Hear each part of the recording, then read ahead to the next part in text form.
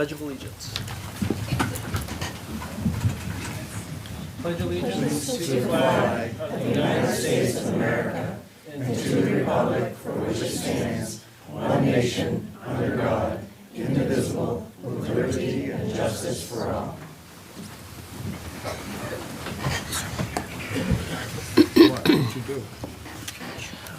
Agenda item number 3, the rules of order. This body follows Robert's Rules of Order, and that's how we operate our meeting. When we get to citizens' comments, I ask that all citizens' comments be directed to me as chair, and that all comments be 3 minutes or less. Excuse me. Item 4. Excuse me. Could they direct their comments to the whole council, not just one? We'll get to that when we get to citizen comments, Oh. Steve. Number 4, adoption of the Ellsworth City Council minutes from the following meetings: March 9, 2026, special meeting; March 16, 2026, regular meeting; and March 26, 2026, special meeting. We'll have a motion to adopt our meeting minutes. So moved. Do I have a second? Seconded. Any further discussion? All those in favor? Opposed? Unanimous? Item number 4, we have presentations of awards. Some good ones here tonight, so I look forward to it. First, council presentation to the Volunteer of the Year for the City of Ellsworth, to Rain Perez. This evening, we are proud to recognize Rain Perez as the City of Ellsworth's Volunteer of the Year in celebration of National Volunteer Appreciation Week. Rain is one of those remarkable people who quietly and consistently gives back to her community. Each week, she volunteers at the Ellsworth Public Library, helping in the children's room, and also serves as library trustee, supporting special projects and the Friends of the Library book sales. Beyond the library, Rain volunteers with organizations such as Ellsworth Rainbow Girls and Ellsworth Pride, demonstrating a deep commitment to strengthening our community. As a young professional who gives so generously of her time, Rain sets a wonderful example of the power of civic engagement. Rain, thank you for your kindness, your energy, and your dedication that you bring to Ellsworth. We are honored to recognize you here tonight.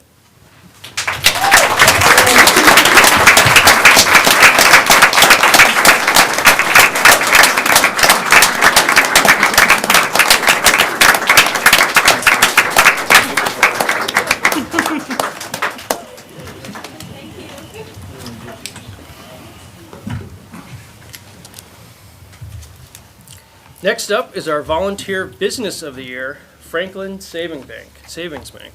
We're also pleased to recognize Franklin Savings Bank as the City of Ellsworth's Volunteer Business of the Year.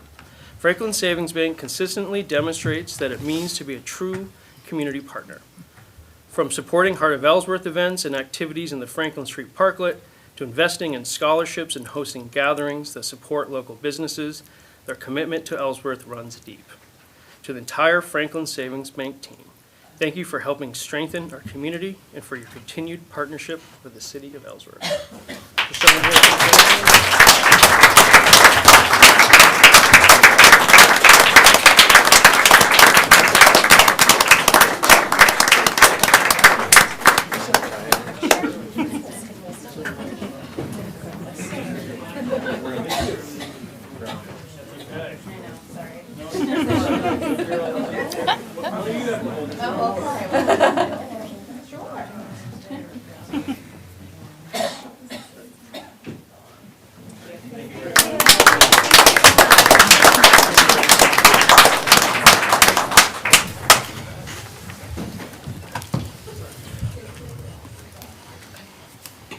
Okay, we also have an award for Jackson Mansfield Citizen Award of Merit. I believe someone from the fire department's going to come up and present it for us.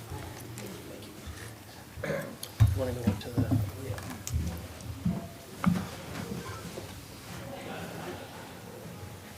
My name is Ben Freeman, a captain with the Ellsworth Fire Department. I'd like to present this Citizen Award of Merit to Jackson Mansfield for exemplary composure and decisive action taken on the night of March 20, 2026, While traveling during a period of hazardous winter weather and moderate snowfall, Jackson Manfield was involved in a serious motor vehicle rollover.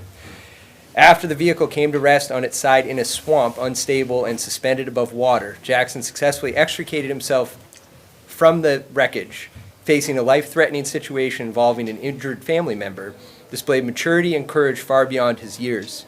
He immediately activated the emergency 911 system, providing dispatchers with precise location and critical details necessary for first responders to navigate the slippery road conditions and reach the scene quickly. His ability to remain calm under extreme pressure and provide accurate information was the primary catalyst for the successful stabilization and rescue of his mother, Elaine Huffmaster. Jackson's actions that night embody the highest spirit of civic duty and heroism. His quick thinking directly contributed to the preservation of life and serves as an inspiration to the citizens of Ellsworth. Given this day, April 20th, 2026.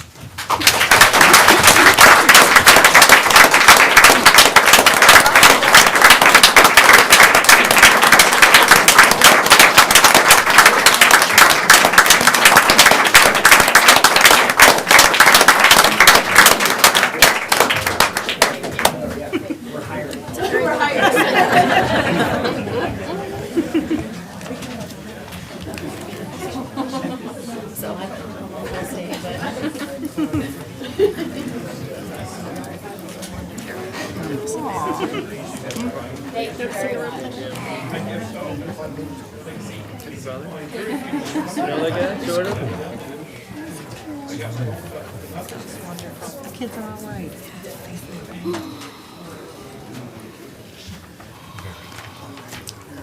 Who's the Arbor Day?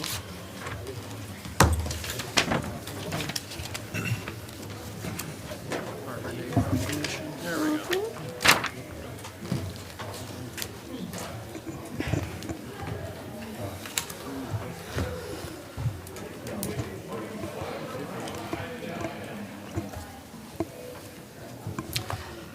Last for the presentation awards section, we have a official proclamation for Arbor Day. Whereas in 1872, the Nebraska Board of Agriculture established a special day to be set aside for the planting of trees.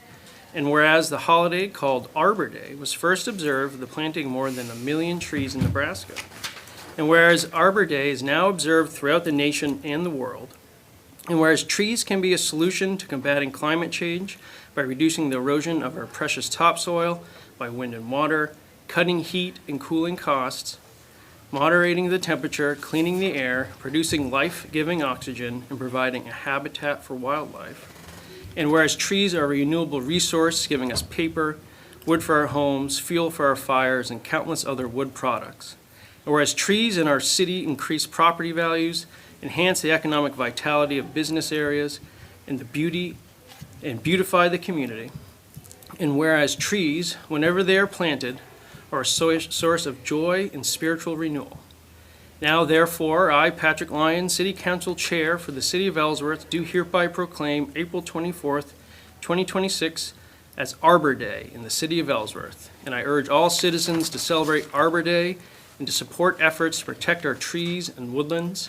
And further, I urge all citizens to plant trees to gladden the heart and promote the well-being of this and future generations. Dated this 20th day of April, 2026.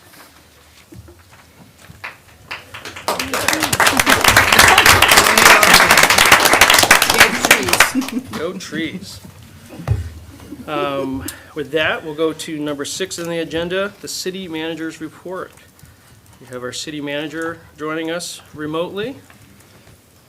Thank you, Chair Lyons and Councilor. I apologize I couldn't be there in person tonight. I had a previously scheduled family vacation during school vacation week. I apologize. I've got 5 rugrats, 2 of my own, and 3 cousins yelling and screaming. So if you can hear the stomping in the background, there hasn't been any crying yet, but I can't promise I won't be attacked from behind this door.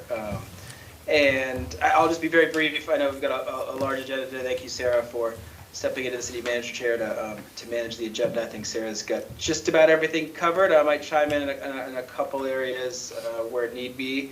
But first of all, I know with Thank you to Amy, our communications director, for putting together a lot of the work on Volunteer Appreciation Week. You know, she, a couple months ago, kind of realized this was coming up, and the importance of volunteerism in Ellsworth. I really feel like, as I've said many times, coming to this city, one of the things that I was most excited about was the spirit of volunteerism still being alive in this city in a way that a lot of other places don't quite have as much.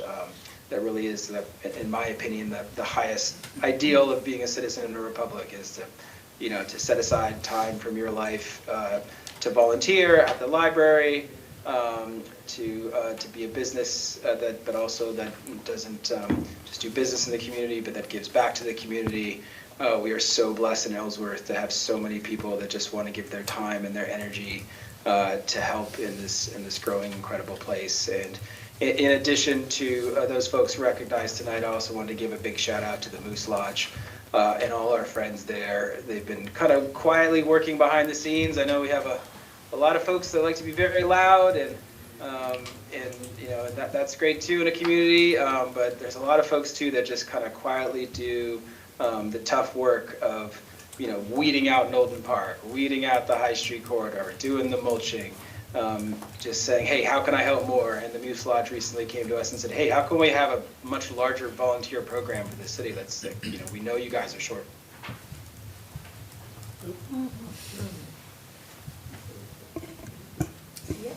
Charlie?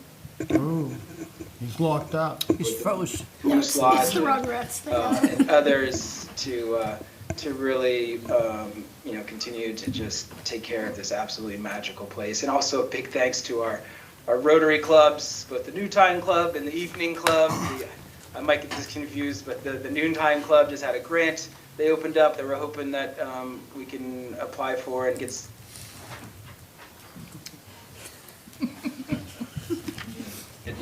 DeMeyer Field for round 2 on a big playground and parking lot upgrade that they've been doing all the fundraising for.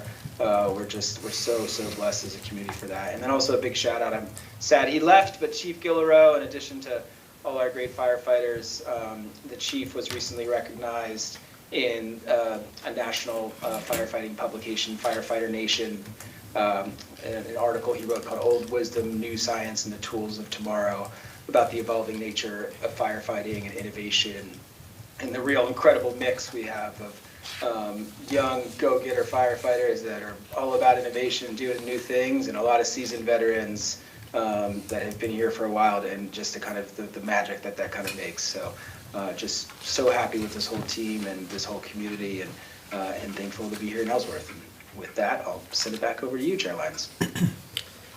Thank you, Charlie.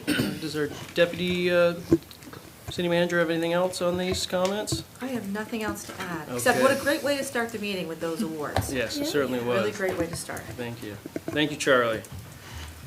Number 7 on the agenda, committee reports.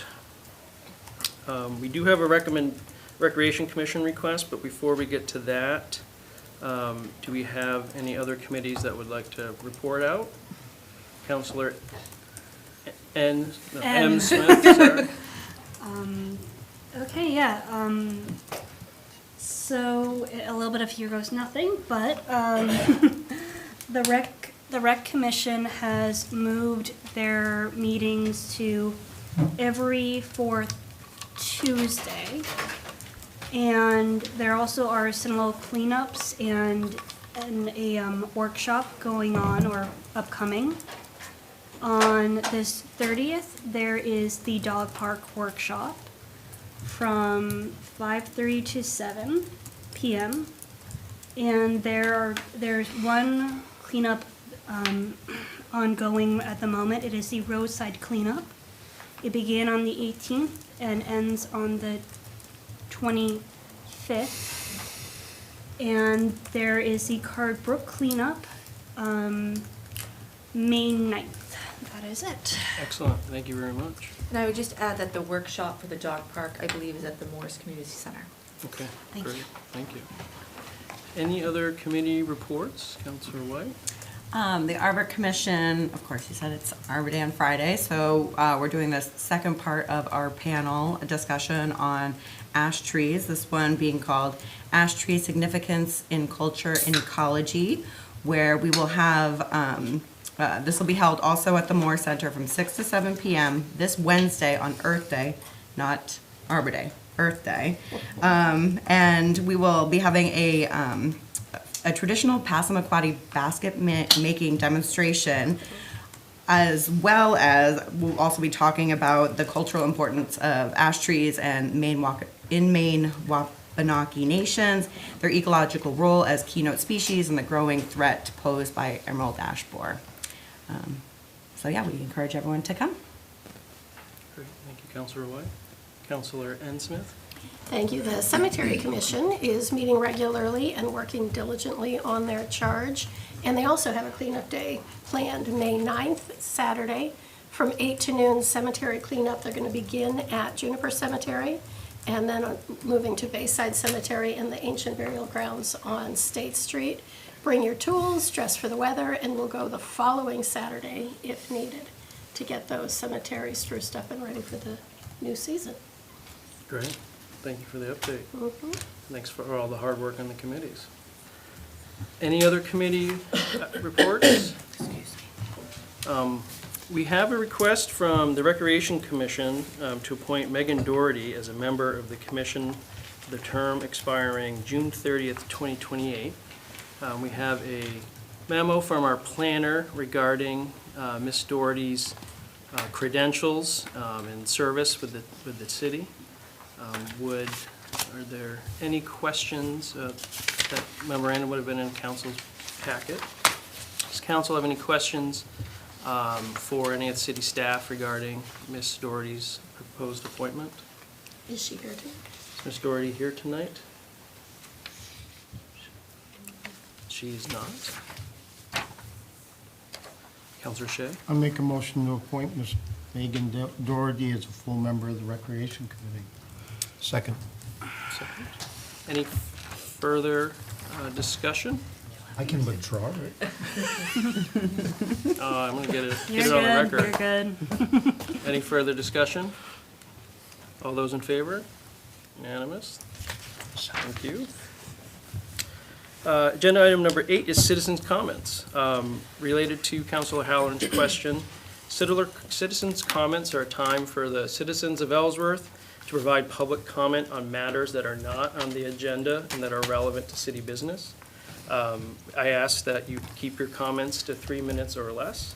And when I say address the chair, you're speaking to the entire council and everyone that's listening. But in that regard, citizens' comment is not a time for an exchange or back and forth. It's just an opportunity for citizens to provide comments on any relevant agenda or relevant topic of city business that's not on the agenda. If it's on the agenda, you have an opportunity to speak when we get to that matter.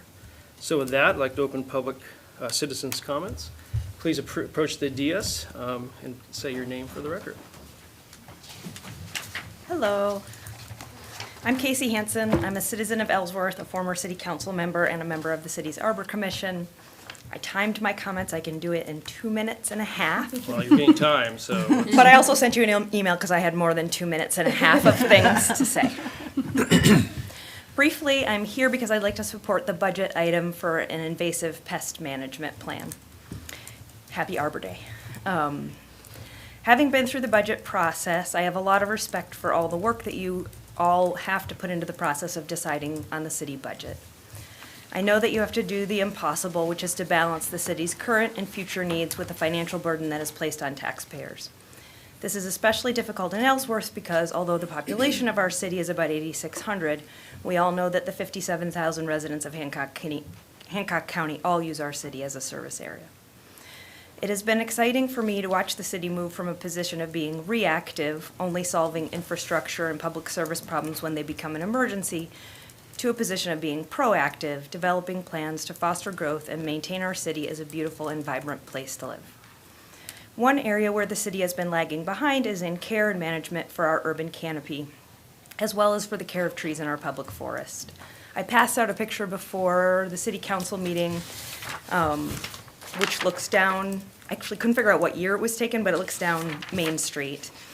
And I'm sorry, nobody else can see it, but there's this beautiful canopy of elm trees that almost goes completely over Main Street. Lost my spot. So that's a picture of Main Street before the emergence of the Dutch elm disease. Because at that time, in the 60s and 70s, the city had no process for treating and protecting that beautiful canopy, it's now gone. One example of a city where this is not true is Castine. They had an arbor committee that was formed in 1857. And when the Dutch elm disease ravaged basically the whole country in the 60s and 70s, they treated and were able to save 300 of their giant elms that still are there. A more recent threat to our city's trees is the emerald ash borer, and Councilor White told us we're going to have a meeting on Wednesday about the cultural significance of the ash tree. But for context, for the purpose of this conversation, most of the trees on the lawn of the Ellsworth, actually our city tree steward emailed me right before I came up here to say 8 of 18 trees on the Ellsworth Public Library lawn are ash trees. If we do nothing, we stand to lose all of those trees, and not only would that cost us the beauty of one of our wonderful landmarks, but would also incur a cost as we would need to remove dead and diseased trees and plant new. There is a cost to inaction. We are very lucky right now to have Roddy Erlenbach as our Director of Parks and Recreation and Daniel Gift as our Director of Urban Planning and Development. These are thoughtful and knowledgeable leaders who will help us to develop a reasonable and cost-effective plan for protecting one of our city's most valuable assets.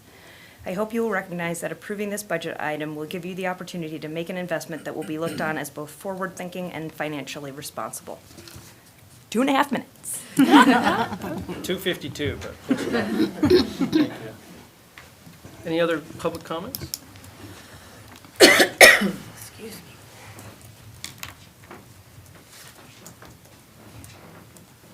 Good evening, councilors. Gordon Workman, resident of Ellsworth. I've got a couple of things tonight. One thing was, we had a couple of licenses done, renewals. One license was done wrong. Another one was under a different LLC because it was bought up a year ago. They used that LLC on that license. That's probably an easy correction. But the other license was the 116 Main State Street. They had a renewal on that license, and according to, don't mind me, my back hurts, I've been shoveling today.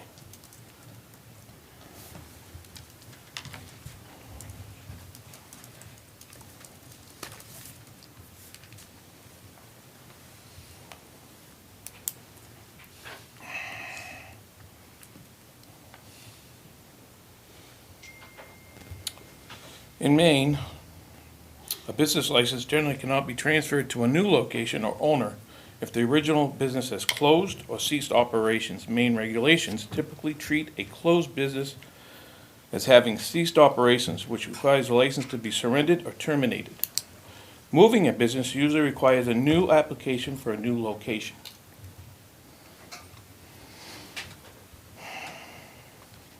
Details. The owners announced the closure in September of 2025 with mixed emotions, thanking the community for their support. Now, they were under one name, doing business as, changed to a different name, doing business as, moved the location to a different location, a different use, and a mixed use. But yet, their license was renewed. Didn't follow protocol, because under a new license and a new location, it would have to go through certain planning for that location. Or was it done correctly? I don't care about the business moving there, I care about the process. The process was not done correctly. If you're gonna do that for one business, you gotta do it for another. You're setting protocol, and they'll come back and haunt you every time. Just so I'm throwing that out. And the other thing is, I know there's a survey and people probably, the dog people ain't gonna like me, but I love pets. I have pets. It's my choice to have pets. My choice to take care of pets. Taxpayers should not be entertaining people's dogs. Tax money should be used for government purposes only. If a private entity wants to come in and set up a dog park and charge for that dog park, so be it. The liability alone would be a high risk for a dog park. We already have that liability risk at Nolton Park, because a lot of people let their dogs run when the kids are playing. It's gonna only take one dog. It's gonna create a big problem. And plus, it's, the proposed, I know it's a proposed location, but it's a poor location. You got a four-way intersection on the busiest intersection in Ellsworth. And that lot is a $300,000 to $400,000 lot. Gordon, you're at 3.5 minutes. If you could wrap up your comments, please. Okay, well, it's a $300,000 to $400 lot. It should be sold and let Chick-fil-A come in and be put back on the tax rolls. The other comment is, we do have a budget coming up. I do believe a lot of people on the council are with nonprofits right now. Gordon, you're at 4 minutes, if you could. All right. Thank you very much. Thank you.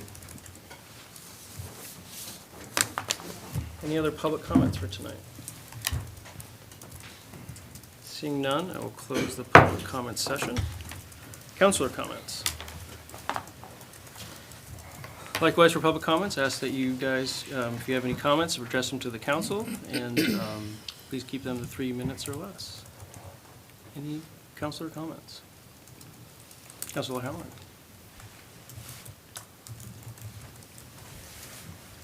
I'd like to thank the IT department in the city of Ellsworth. Excuse me.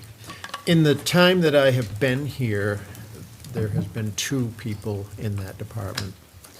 It seems that those 2 people are helping other departments as well as running their own department. They're always cheerful, always willing to help. And I think that their job is touching everybody in the city of Ellsworth. And there's just 2 people there. 2 people that are doing a remarkable job while they look like there's nothing going on. And just go into that department one time. They're cheerful, helpful, acting like nothing's going on when I can't believe there's not thunderstorms in their heads with all that they have going on. And I would just like to thank those 2 gentlemen because they are helping the entire city in departments that they're not getting credit for. Thank you, Councilor Howland. Any other councilors? Councilor comments? I'll just follow on Councilor Howland's comments. I think I heard the quote is, "No one calls IT to tell them they're doing a good job." And everything.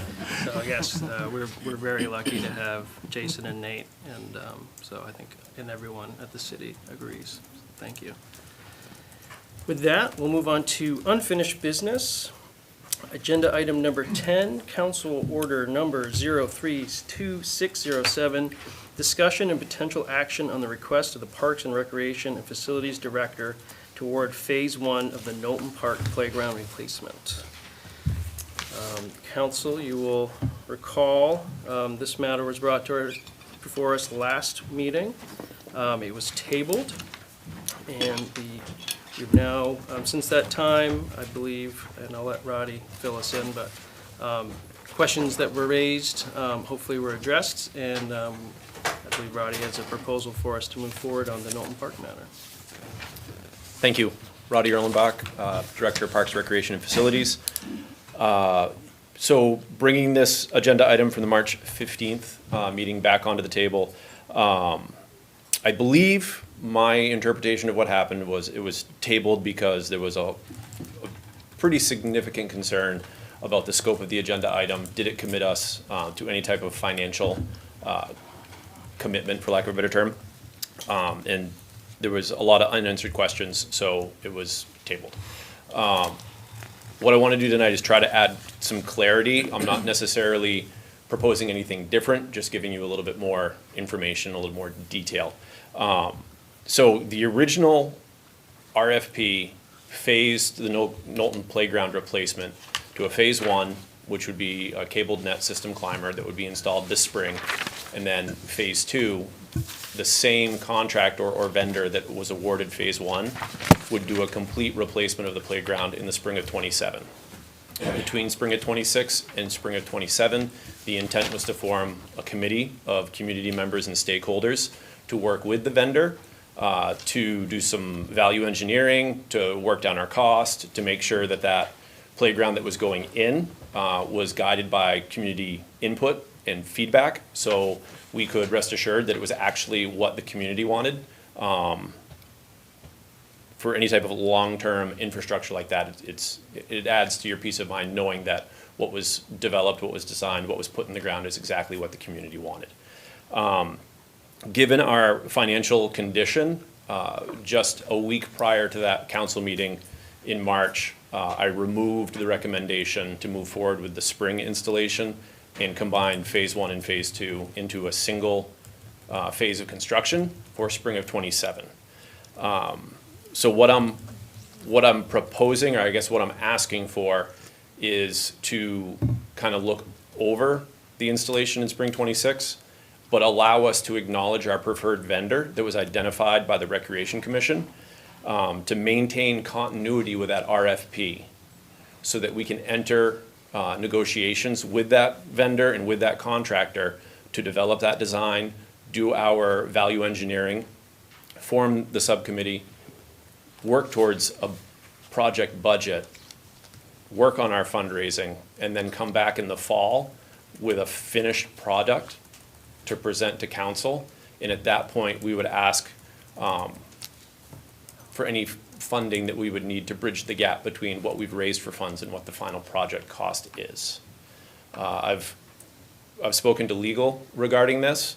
The verbiage in that recommended motion does not commit the council or the city to any financial obligation or any contract award at this time, but it does allow us to maintain the continuity of that RFP so that next spring we don't have to put the project back out to bid.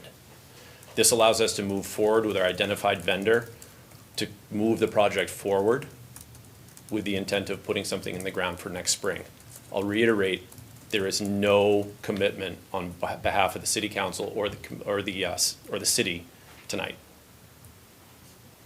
Great, thank you, Roddy. Questions for Roddy from council?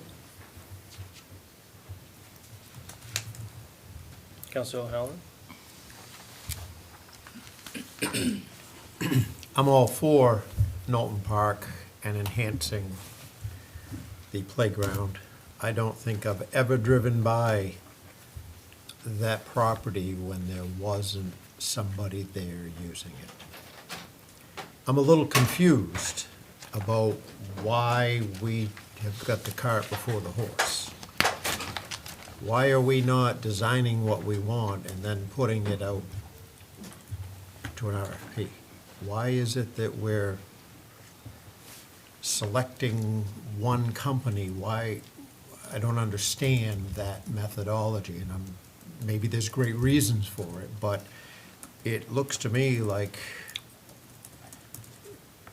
you've got the cart before the horse. Now, maybe my perception is wrong here, but I guess I'd like an explanation on that if you could. So in my recent education, which came very quickly when I started this project, playground structures and playground equipment is incredibly proprietary. What one vendor has to offer, another one does not. They're not interchangeable components and aren't interchangeable pieces. That was the intent of putting the whole project out for an RFP. I provided you with some of the workups and some of the schematics of what the different vendors had to offer, and it was night and day between what one vendor had to offer and what another one didn't in regards to the design, the pricing, ADA requirements, safety, fall height requirements. Every vendor was bringing something different to the table. And there was such a wide range of what one vendor could offer over another that it seemed important to me that we identified the vendor we wanted to use based on the look of the equipment, the inclusivity of the equipment. It was basically show us what you have. And that's what we want the playground to look like. And then once we've decided which company we want to go with, then we can move in and say, instead of this piece that you included in your original proposal, let's remove that and put this other implement in. The playground structures and equipment are incredibly modular. We have the ability to move pieces in and out that absolutely affects the cost of what we'll be putting in place. So it was important to us as the Recreation Commission to identify the vendor we wanted to work with. And then, once we've identified them, we can move forward on refining that design and arriving at a project budget. Councilor Martin? So, I just want to make sure I understand. So, this additional information is the basis, you still want to send out this letter with the same wording that you gave us? We're not sending out a letter. Okay, that, all No, right. no, I've, the vendor, the sales rep we've been working with Game Time, called me after watching the meeting on YouTube and asked, like, what do we have to do to move this forward? And I asked him, like, in your experience, how does this relationship work? And he said, there's absolutely no need to enter a contract. Once you've identified who you want to work with, this conversation and this interaction is 100% par for the course when it comes to playgrounds. This is actually the same sales rep that we worked with to install the playground that's there currently. Okay, all right, that's, Yep. clears up a lot. Any other questions for Roddy? Councilor White? Just a reminder, I'm pretty sure we discussed this last time, but this money, we're obviously not putting this in the budget right now, that would be paying for it, and we're hoping to fundraise most of this, correct? Yeah, given the nature and the history of the playgrounds that have been there, there have been, since, that I'm aware of, there have been at least 2 wildly successful fundraising initiatives that almost completely funded the playgrounds that have been there in the past. We'd like to kind of tap that volunteer spirit moving forward and see what we can do as a community to generate the funds necessary. And then if there is a gap moving into the fall and early winter, we'd come back to council and not just request funding, but probably come up with a mechanism to identify that funding. And I will note that this is in our year 1 capital improvement plan. It was identified. So you will see it there as well with a price tag, but all of what Roddy says will apply to that moving forward. Okay, thank you. Councilor Howland? What was the price tag? In the CIP, I believe it was $450-ish, but I can get that to you. The exact number, I believe it was When you around. say 450, are you Like referring to $450,000. Any other questions for Roddy? Just one question, or I guess clarification. So this proposed process includes community engagement through like a playground committee, so to speak? And would the vendor be part of that engagement as part of the design discussion and all that? The vendor would be present for conversations that we want to include the vendor on. Obviously, there'd be a lot of work done in that person's absence, so we're not jeopardizing the city's position. Yeah, but there would be some kind of, hey, we're thinking this kind of. Absolutely. Okay, so that, this proposal does allow for that process. Okay. Councilor Howland? In your experience so far,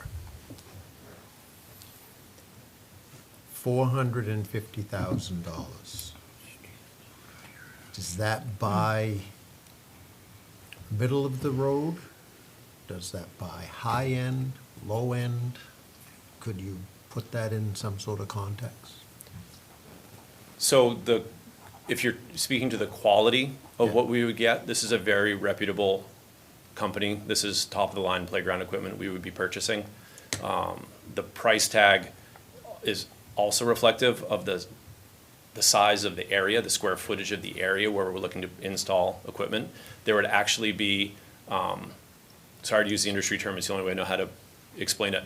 There would be significantly more play value in that footprint than what currently exists. And I just looked it up, sorry to interrupt, but just for real-time numbers, it's $484,950,000. Councilor Shay? My experience with government and procurement and stuff, when you have a large price tag such as this, you try to do everything you possibly do when you put something out to bid, regardless what it is, because it's public money, whether it's state, county, whatever. And therefore, you also eliminate yourself from any favoritism. This doesn't work for me. I see the key word that beams out at me like a neon sign that says contract. And I see contract, that means money, and means commitment. You follow what I'm saying?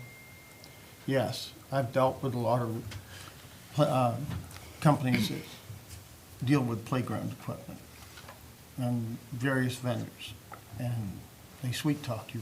They're salesmen. So I'm just very, very leery about it. And who says there isn't another company, firm out there that does put out playground equipment and uses the same product? Now you're providing favoritism by locking yourself in. You go, as far as I'm concerned, you can work with all the other vendors and come up with the best of best worlds, even though some products are specific. But there are always another vendor that sells the same kind of product. And those are the things that you have to watch out for. It doesn't make any difference whether you're buying playground equipment or you're buying a truck. You can't tell what kind of truck you want by make, manufacturer. You've got to be very, very genetic in everything you write. Otherwise than that, you could end up with 3, 4 vendors coming after you. Everything has to be generic. How many RFPs were received and evaluated? 6. Okay, thank you. And he says there isn't going to be more.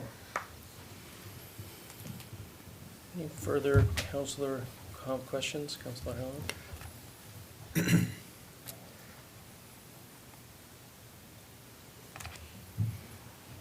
Your request,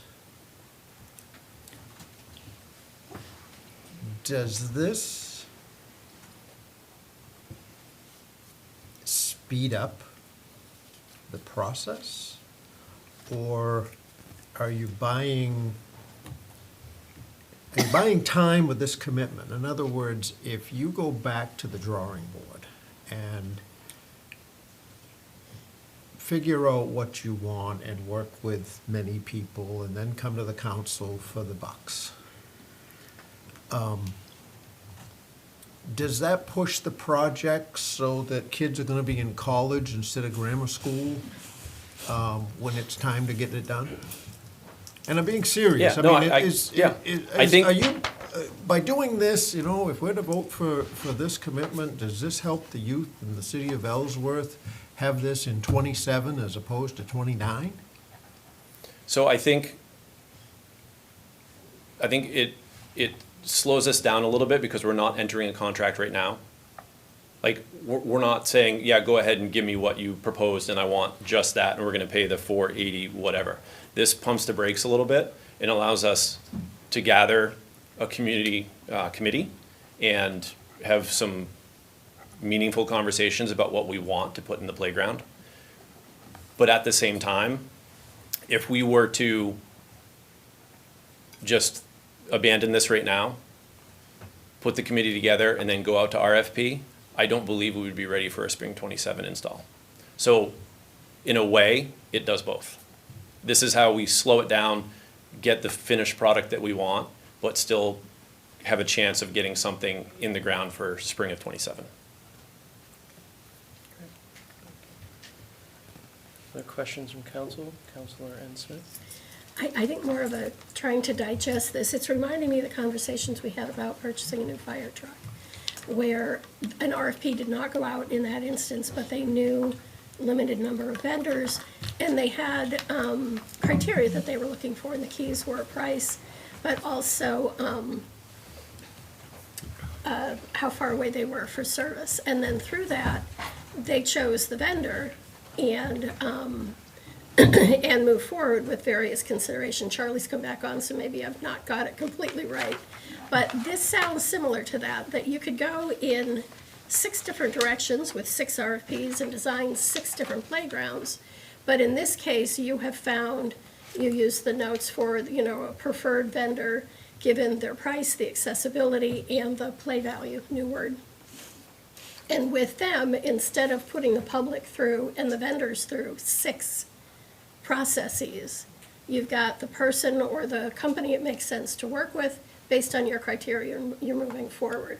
So it's weird. It's not, when I put things out to bid and put up RFPs, it's not been like that. But that's how I'm understanding it being different than a normal way. Is that an accurate description of it?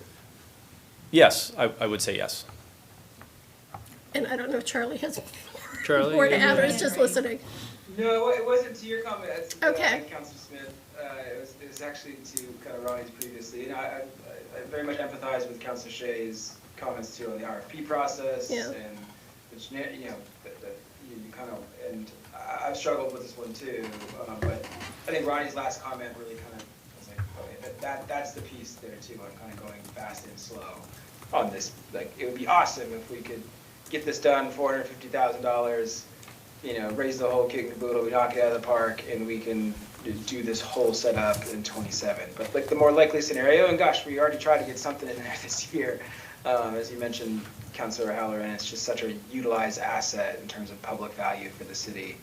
And we missed that deadline. This allows us to think holistically about the playground, but we can take it piece by piece, year by year. So it's not going to look like just a wall of spaghetti of playgrounds get thrown out there. Over the next 3 or 4 years, it's going to be a really nice playground set that match each other, and hopefully we can get to that point where Ronnie and the team fundraises enough, acquires a lot of grants in this space.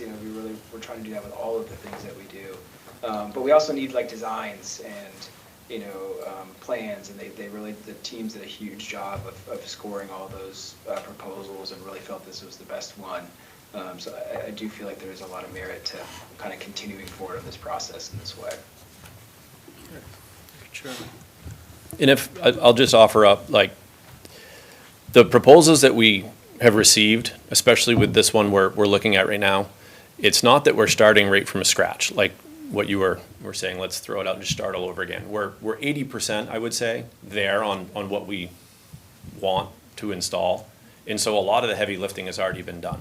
And that's what allows us to get a committee together and come up with a finalized design by the fall, so that we have a project number, so that we can go after fundraising, can go after grant opportunities.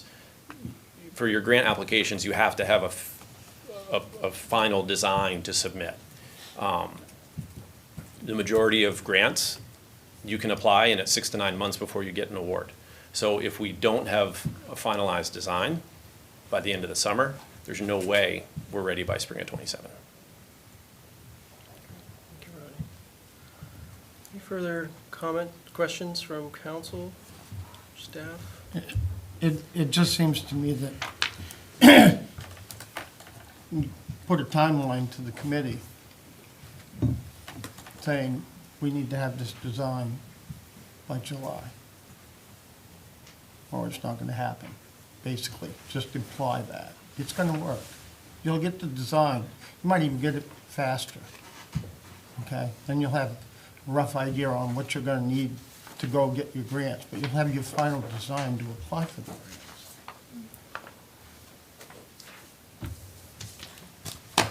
Then, no doubt they were probably low price on RFP, and they probably were, they're great to work with and all that. Come back with a number and grant. Any public comment on this matter? I have a question. Sir, if you could approach the dais and say your name for the record. My name is Philip Heasley.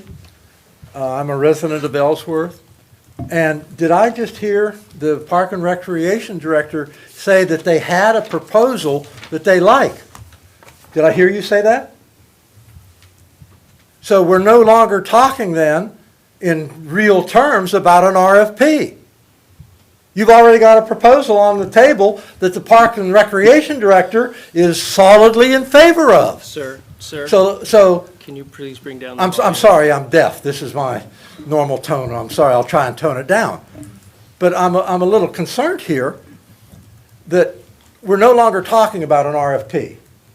You've already got a proposal that you like, that you would like to proceed with. Is that the understanding of the council members? Sir, public comment is not a back and forth. It's just, you can provide your comments and we'll. Then that's my first question to the council members. Did you hear the Parks and Recreation Director say that he has a proposal that he wants to pursue?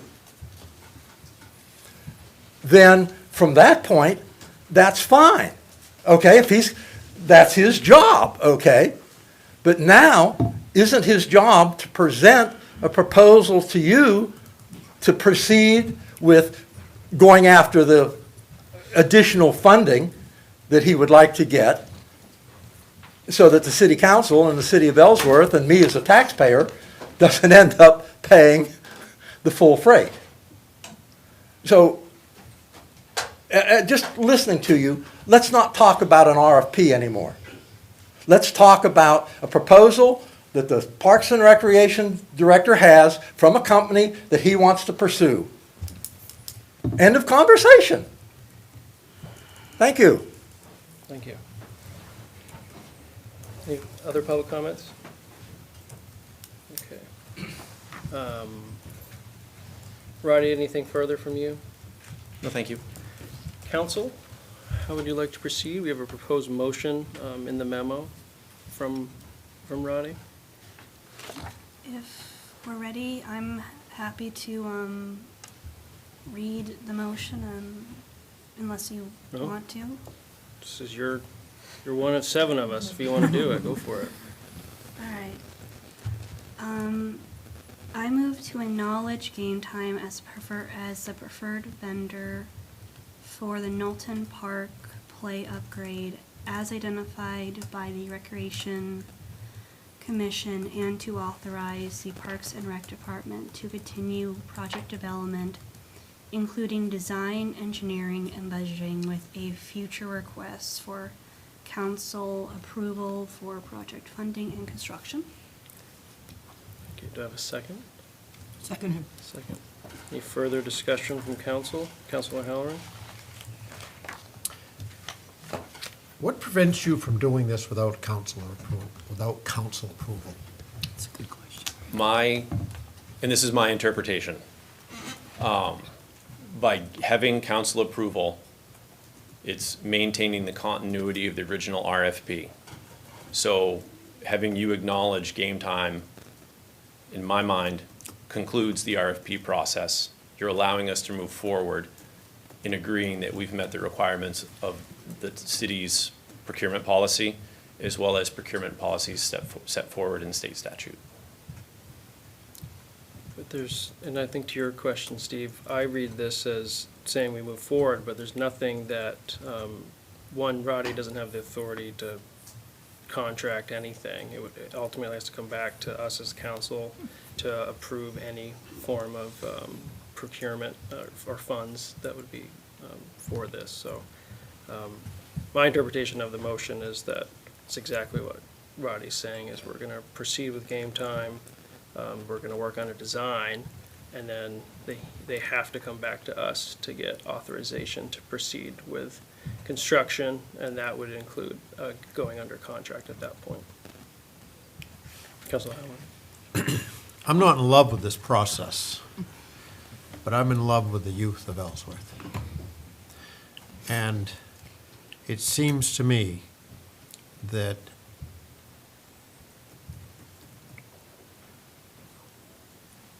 we went through the process. I don't like this. I think it's the cart before the horse. But my fear is this, that it will be 29 before the youth ever get a new playground if this is not supported.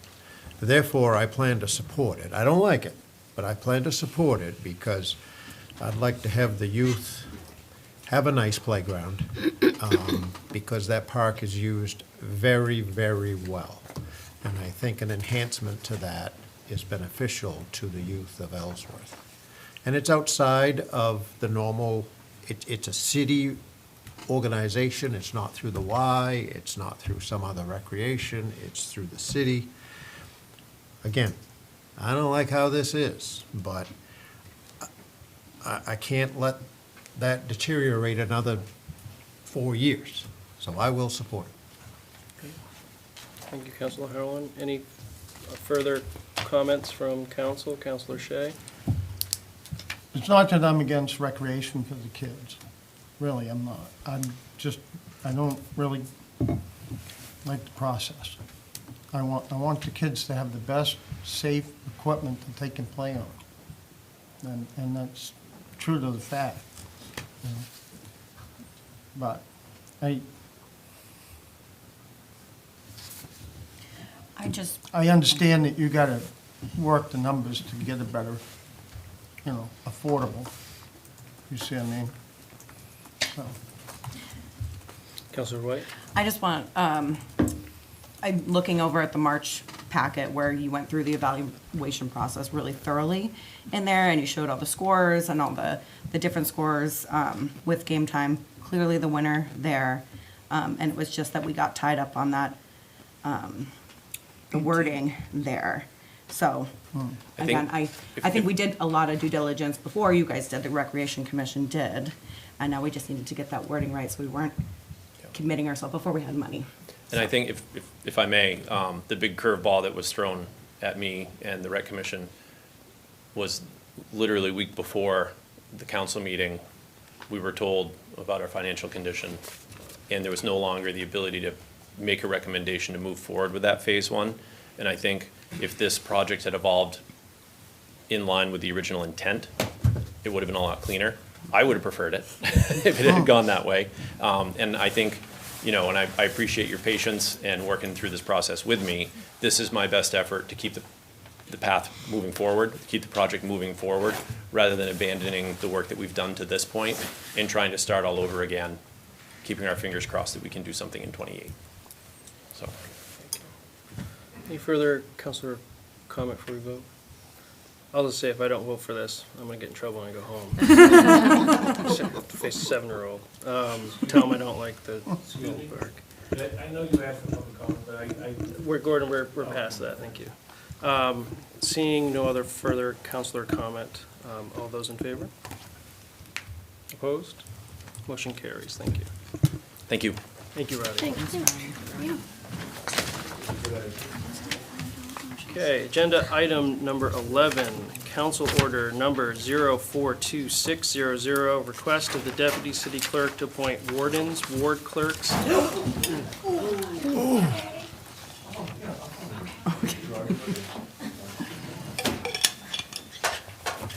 I'll start over. You're okay, sir? Council order number 042600, request of the deputy city clerk to appoint wardens, ward clerks, and election workers for the June 9th, 2026 election. We have a proposed motion from Tina, and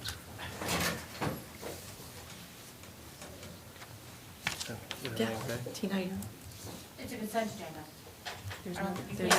There's no discussion on the consent agenda. okay, so we have a proposed motion. How would the council like to proceed? I'd like to make a motion, move to approve the appointment of the below-named individuals as wardens, ward clerks, and election clerks for the June 9th, 2026 City of Ellsworth Special Municipal School Budget Validation Referendum Election. Second. Second, all those in favor? Unanimous. As if you didn't want to say anything to me. Agenda item number 12, we have public hearings and action on the applications for renewal for the following licenses. Ellsworth Hampton Inn, 4 Downey's Highway for renewal of a city lodging license.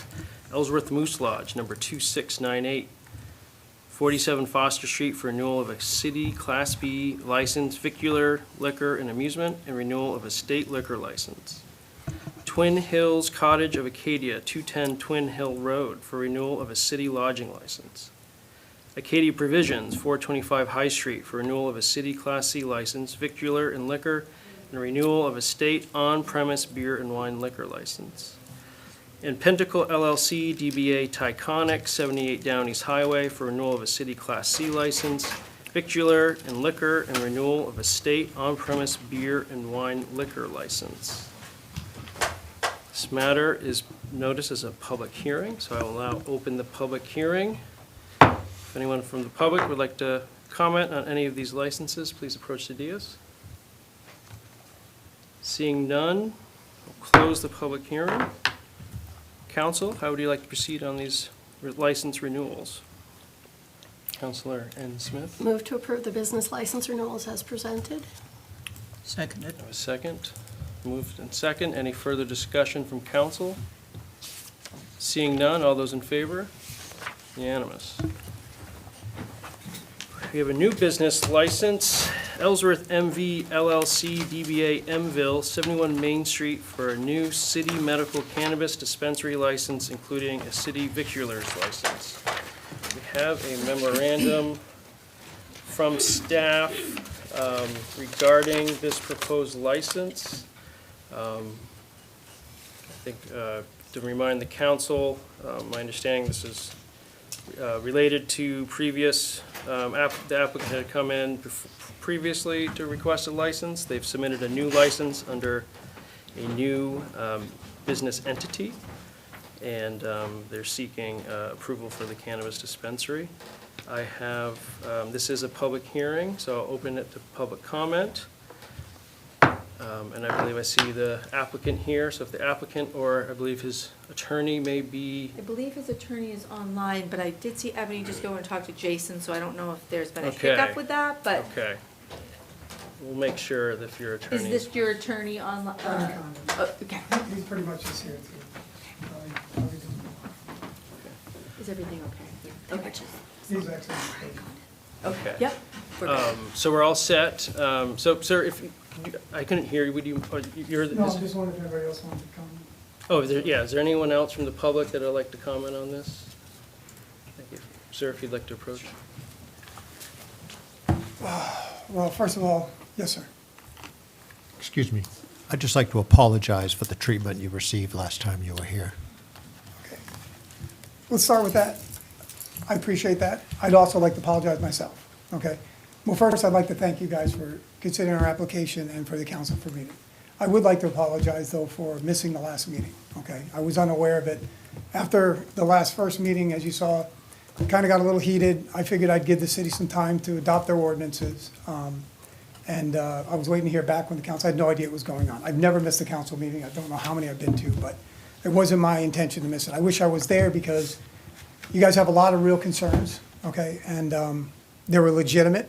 I'm not gonna downplay your concerns as far as the code, as far as what you heard about all the health things that are going on. The thing that upset me about the first meeting is that there was no open dialogue. I really wanted to finish with comment on what he said, which honestly, a lot of it was accurate. But this lady had a lot of questions that I thought I could have answered, and we probably wouldn't have been to this point. Because I've been through this process so much, I understand how things happen. With that being said, I also want to apologize to you. I didn't mean to, my outburst, I didn't want that. I just really wanted to address this lady's concerns because I understand you guys care about your decor of your downtown. I really didn't get that until I watched the meetings. I watched both of your meetings over and over the last couple of days to see what went wrong and what the problem is. And so it comes down to you guys have two concerns. You have concerns with the code and your performance standards, which include the look of your downtown and everything. And then you have your concerns with the safety and the health of because you heard about the advisory. Let's deal with the code issues first, and then we'll deal with the advisory issue, okay? The code issue, to be honest, is a non-issue, which I would have addressed with Ms. Smith before, is if we were in violation of any code standards or performance standards before, we weren't meeting that. We went in there and tried to help the business transfer over while we're waiting for our license approval. We couldn't find, like I said, standards or anything. But one thing you'll know about me, my company, everybody I work with, the gentleman here had made a good point. How are we going to know if this guy's going to go to performance standards? Well, how would you know? How about, I have 12 dispensaries.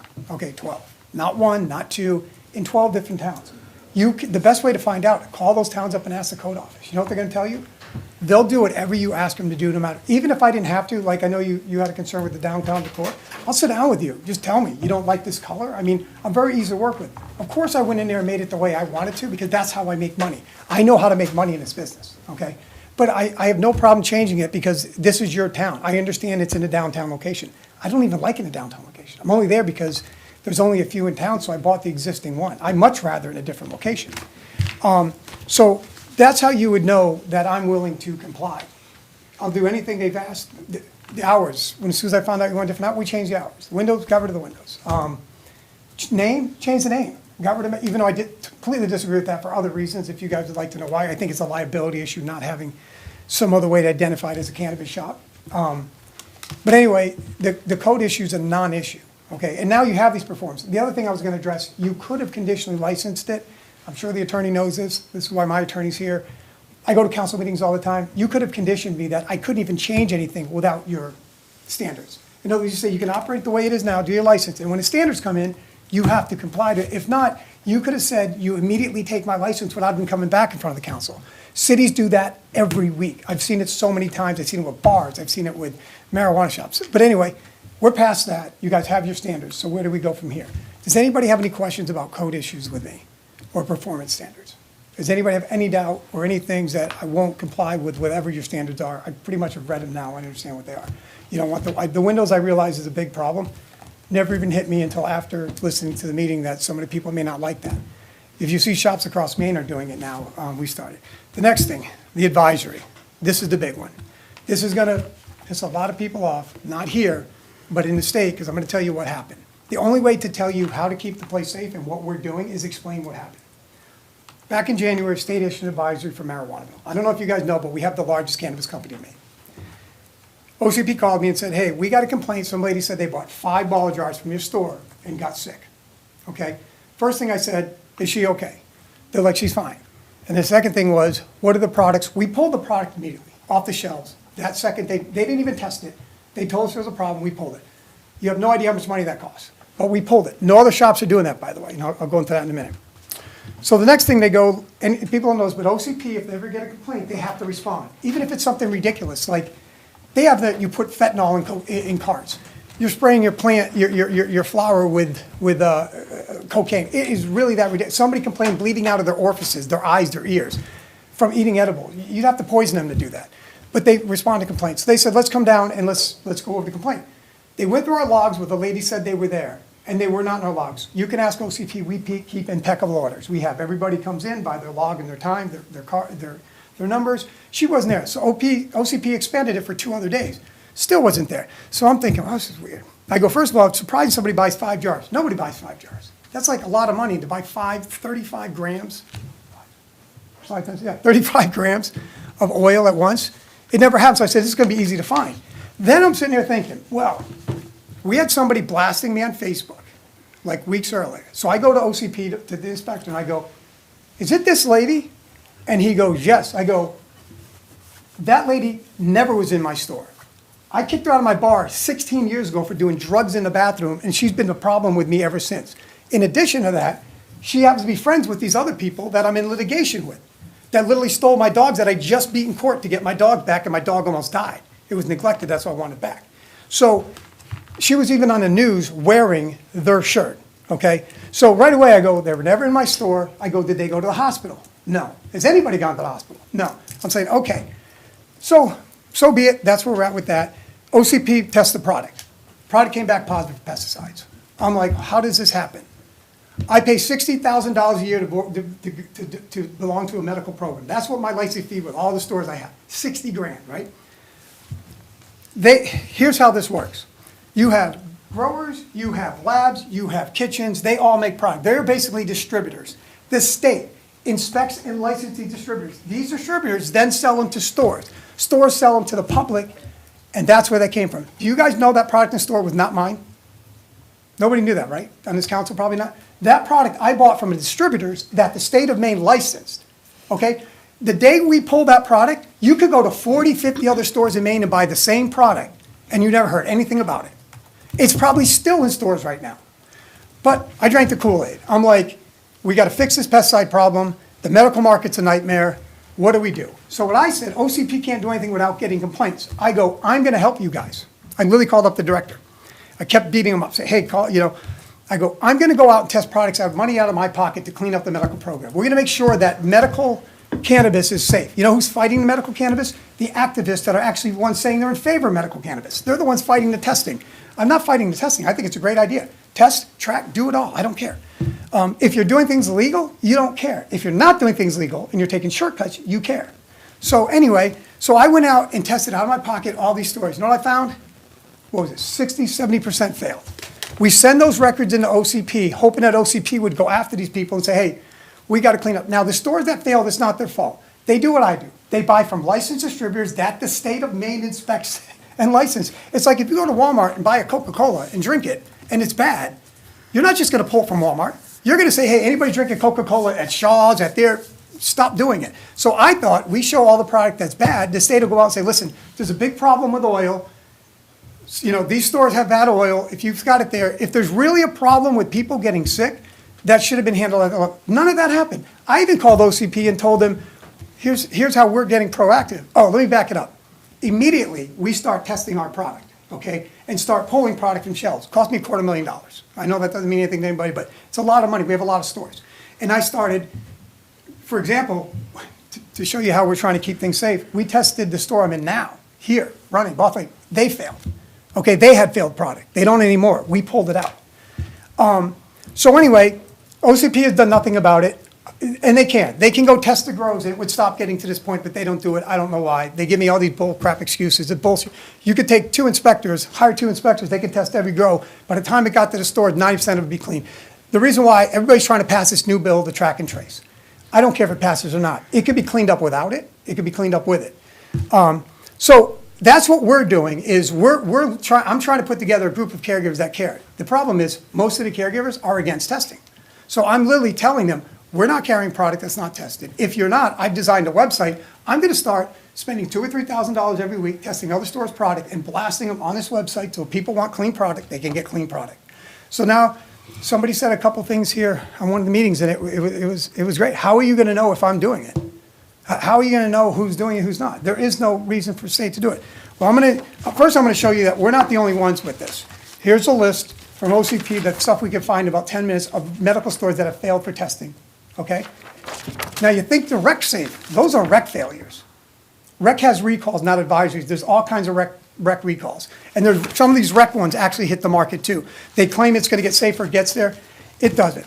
On another note, I really don't want to do this, but I have to because I want to show you we're not the only one. One of your stores in town here, the big nationwide one, has had a lawsuit for pesticides, fines of $80,000, had wrongful death suits.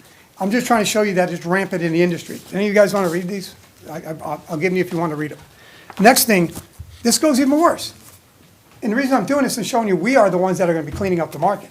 In 2023, the state did a study and found that out of 150 or 20 stores, 42% failed for contaminants.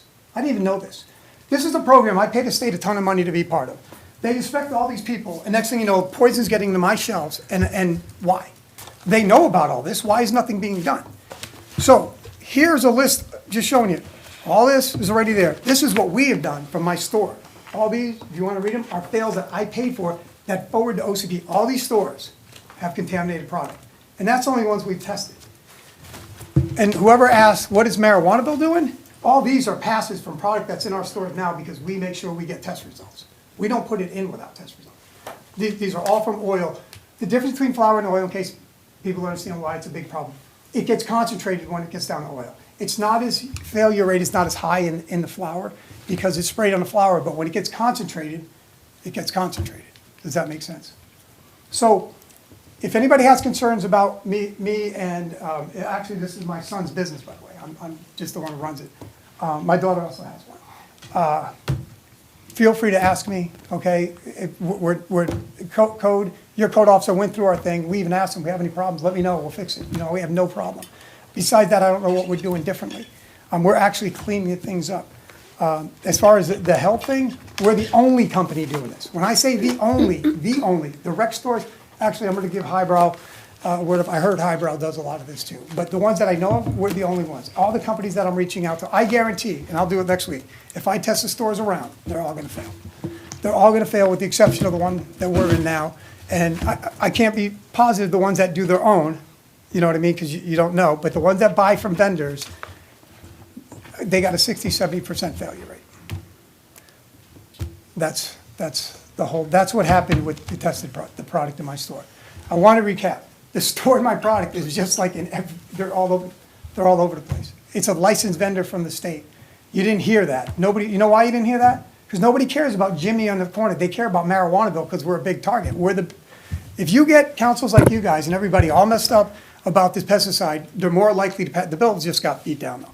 More likely to pass a bill. I had calls from representatives. I had calls from attorneys after this happened saying, do you know that people are coming after you because you are a target for this? All from a fraudulent complaint that OCP said, we can't prove we don't know if she's in your store. We can't find her anywhere.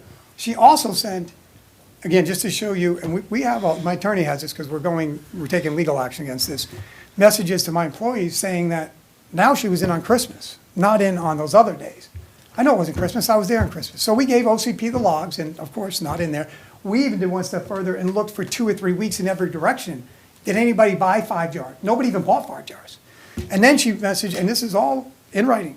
Now it's her boyfriend got sick. Okay, the simple fact is if you complain to OCP, there are people online right now saying, go in there and complain, say marijuana got you sick, OCP will go in and test, come in and test. You can come in and test everything. Now that we're aware of this, we're taking every action to change the industry around. Anybody have any questions for me? Questions? Councilor Martin?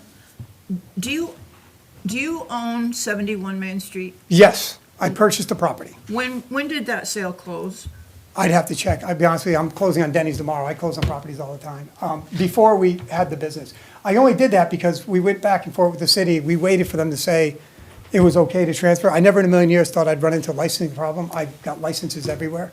Well, could you was it in February? Oh, no, January probably. No, January. It was in January. Never mind, not probably. It was in January. Yes. So we'd have no record of that deed transfer coming through? Oh, to be honest, that's an attorney question. I wouldn't have that. I don't deal with that stuff. I apologize for that. I know they usually take a while to record if I'm correct, but I don't know how that works. Any other questions from council for the applicant? And again, I only proceeded forward because if the city would have said they had a problem with this in the beginning, I wouldn't be here. I never wanted, quick story and I'll get off. The town of Wilton, I was buying a bowling alley and turning it into a half a weed store and half to keep the bowling alley. About 60 people showed up with pitchforks saying I was the devil because they didn't want to lose their town bowling alley. I backed away from that and just bought another property to do it because I didn't want to go against what the town wanted.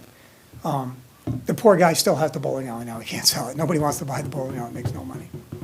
But that's the only reason I pursued this is because we made sure that it was okay to do it. It's because it's licensed. There's not many licenses available.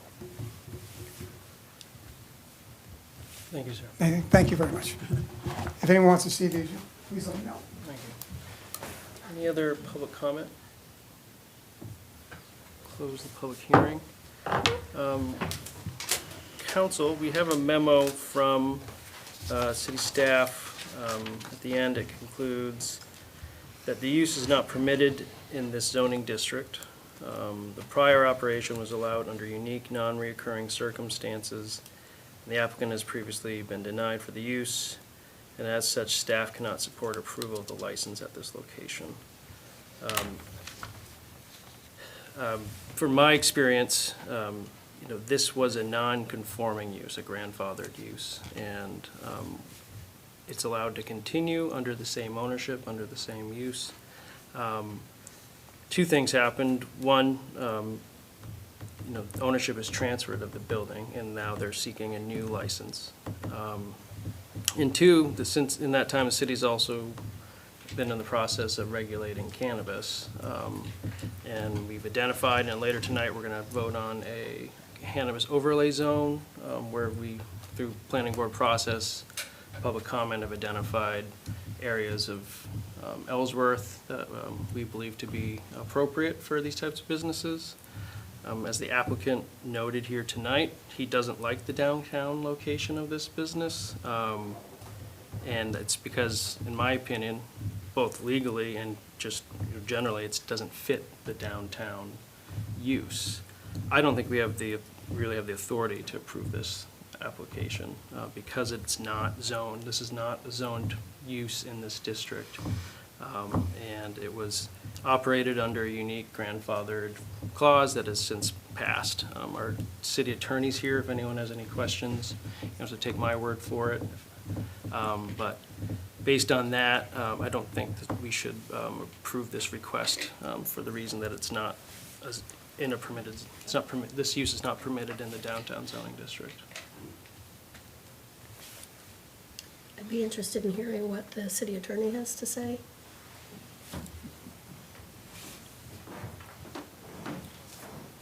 Good evening, Tim Pease, City Attorney. I've been here before on this particular issue, so I've followed it pretty closely the last several weeks. And I would agree with the chair has had to say, and I've reviewed the memo that the city staff put together. I think the first question is there a grandfathering case to be made here where it was allowed with the prior owner and that should be allowed to be transferred to the new owner? And I think the answer is no to that. I'm very confident about that. With respect to the location and the zoning, that was just covered now. I don't think this is the appropriate place, and I think the city has weighed in on that already. I think the applicant was making perhaps what we would call, lawyers call it equitable estoppel argument. I wouldn't have bought this if I thought that the city wouldn't want us here, but I've not seen anything that would convince me that that is something that I would recommend that the city should follow and just allow this new business to continue to operate there. So for those reasons, I would concur with the city staff's recommendation. Any questions?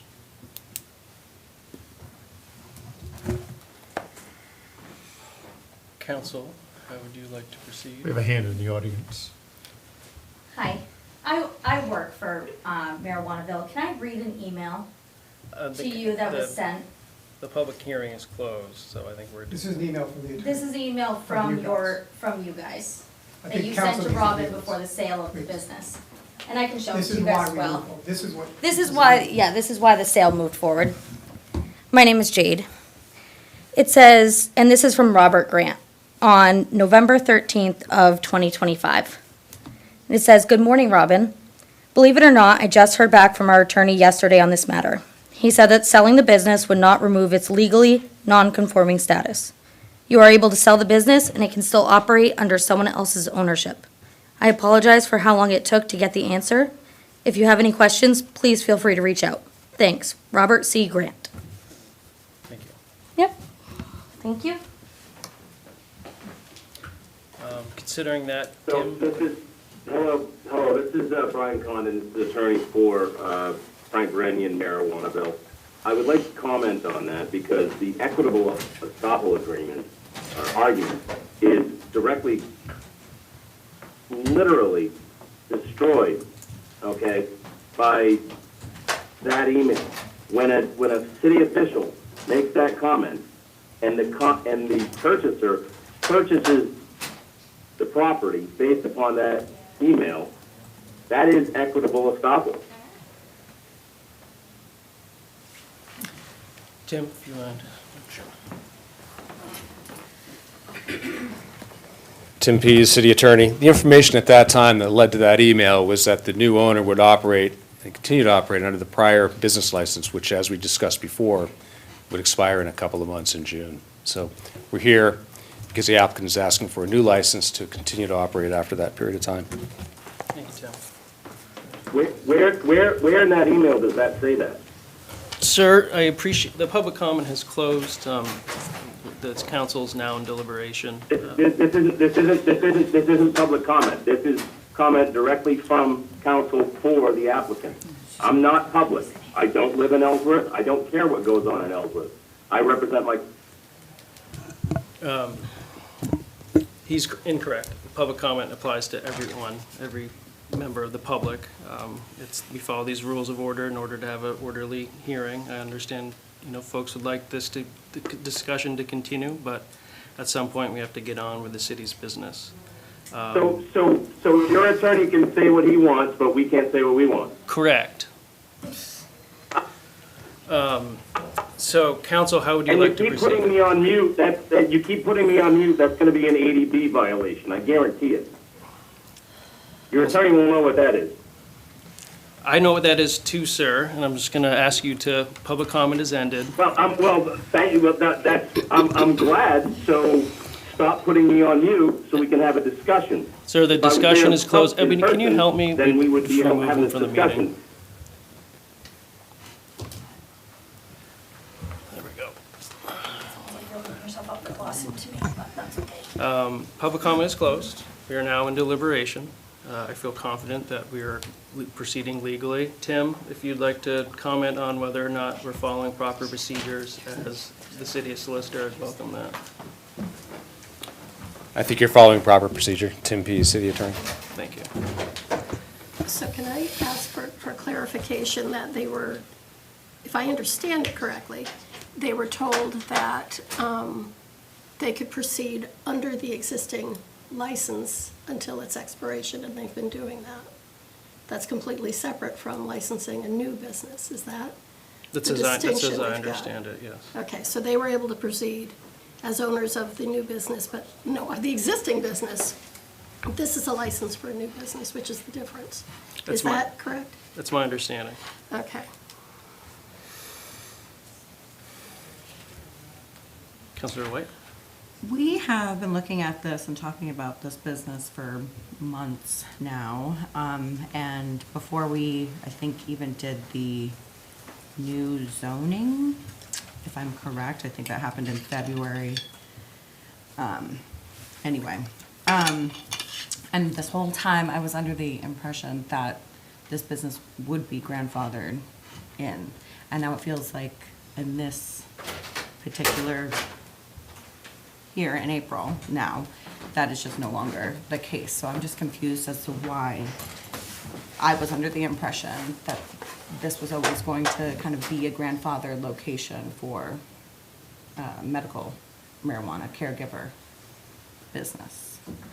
Sure. I'll invite the city solicitor to discuss this concept of grandfathering, and I have my thoughts, but I'll... If I could also just weigh in here too, and I'd love for. Can we turn him- opinion on this John, as well. cannot hear you. Which is the. Charlie, can you turn it up? We can't hear you. Oh, sorry. Just on that note, Tabitha, and that was not my expectation with this license previously, and I guess the question is, if that was the case, is this like a permanently grandfathered, transferable cannabis license in that location? You know, I would put that in the category of, you know, a liquor license. We don't do any of these sort of permanent grandfathering of transferability of license and locations, but I'm curious if that's the case. That wasn't my expectation, that licenses are, that have been grandfathered for one become, you know, in perpetuity at a location grandfathered in, but I'd love to know the city attorney's opinion on that too. Tim Pease again, City Attorney. I brought my book from the first time I was here, and I have the memo to the City Council from the manager. And it talks about this particular situation. There's some confusion that allowed the prior owner to continue operating at this location. And based on that, and based on the sale from Boss Lady Genetics to the new owner, the view of the staff was, let's let this business, this new business, operate under the prior license until June. And I think my memory is pretty good on that. You go back and take a look at the council minutes and tape if you like. But that was the discussion, that they would be allowed to continue under the old license until June, but they would have to apply to get a new license and then have to comply with whatever ordinance changes and overlays would be in effect at that time. I'd just like to add too, that by taking the lawyer out of the feed, that you're denying my dad's right to counsel, which is also not legal. No, the public comment's closed. Any further questions, comments from council? Councilor Allen? I have many questions. Who did you not want allowed in here? Anyone from the public, Steve, the public comment is closed, so I'm just. But you're saying someone can't come in this room? No, he's remotely trying to join the meeting, and he continued to interrupt me, so I have to. Well, I'm sad that we're not, I think we've jerked this guy around a lot. And obviously, there's some bad information that is going out, and some bad information that's coming in. And I am not in favor of marijuana shops, okay? But Mr. and Mrs. Ellsworth voted during a presidential election, 55 to 45, that they wanted recreational marijuana in Ellsworth. And Just want to note, Steve, this isn't recreational marijuana, this is medical marijuana. well, okay. Well, I don't think marijuana smokers care what you call it. I don't know that. But at any rate, it seems that this is a planned strike against this guy. And I'm very sorry to hear this and not to let his attorney talk. We're here to get this business done. You guys keep kicking this thing down the road, it's gonna haunt you forever. So, So I just ask everyone to be, if you'd like to speak, you need to be recognized by the chair. That's the Robert's Rules of Order. We are, sir. Councilor Howland's going to finish his comment, and then we have the clerk would like to provide a comment. Public comment is closed. If I do allow you to speak, will be. This is a discussion between the applicant and the council. It happens all the time. When you go to city council meetings, usually open dialogue is how you get an answer. Sir, I'm going to ask you. I've never heard them say public comment is closed. I'm not the public, I'm the applicant. There's a difference. And unless you're different than every other council that I've ever been in front of, they never stop applicants and council going back and forth. How do you get open dialogue and find the answer? You guys before basically said, if you guys conform to our standards, now you're bringing this new thing in about non-conforming when you guys already gave me permission? You realize the lawsuits going on here? You realize the liability? I will personally investigate everybody here if I have to find out what the corruption is and why I'm being denied. Because there's a reason for Sir, this. I'm going to ask you to please refrain from threatening the I'm not council. threatening. I'm telling you, I'm gonna find out the truth, because I don't deal with corruption very well, and that's what's going on.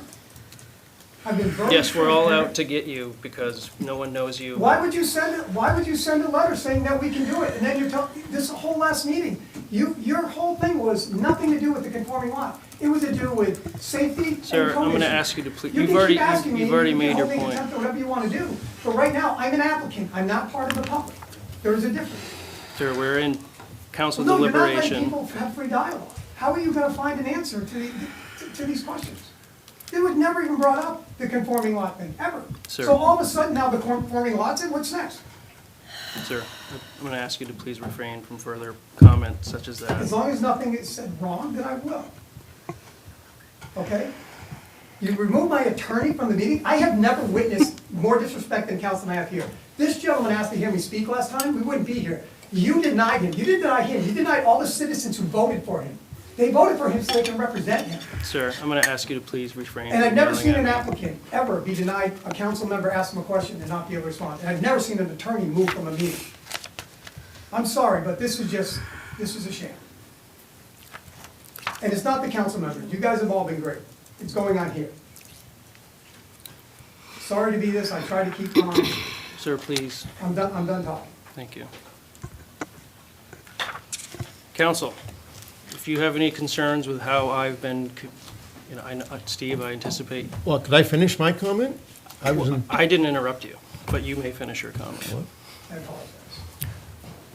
I don't think you need to apologize. I think that you've been treated very unfairly 2 times that you have been here. And to answer your question, absolutely, this is a planned strike. I don't like these pot shops, but this is a planned strike against this guy. Let the man and his attorney talk. That's what we're here for. There's no planned strike here, Steve. It's very clear. Why did you brought up before then, the conforming lot? Sir, please stop. I'm not gonna stop. Then I'll have to ask you to be removed from the chambers. That's fine.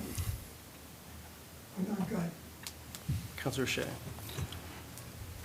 And I apologize to the council, I'm not trying to offend anybody.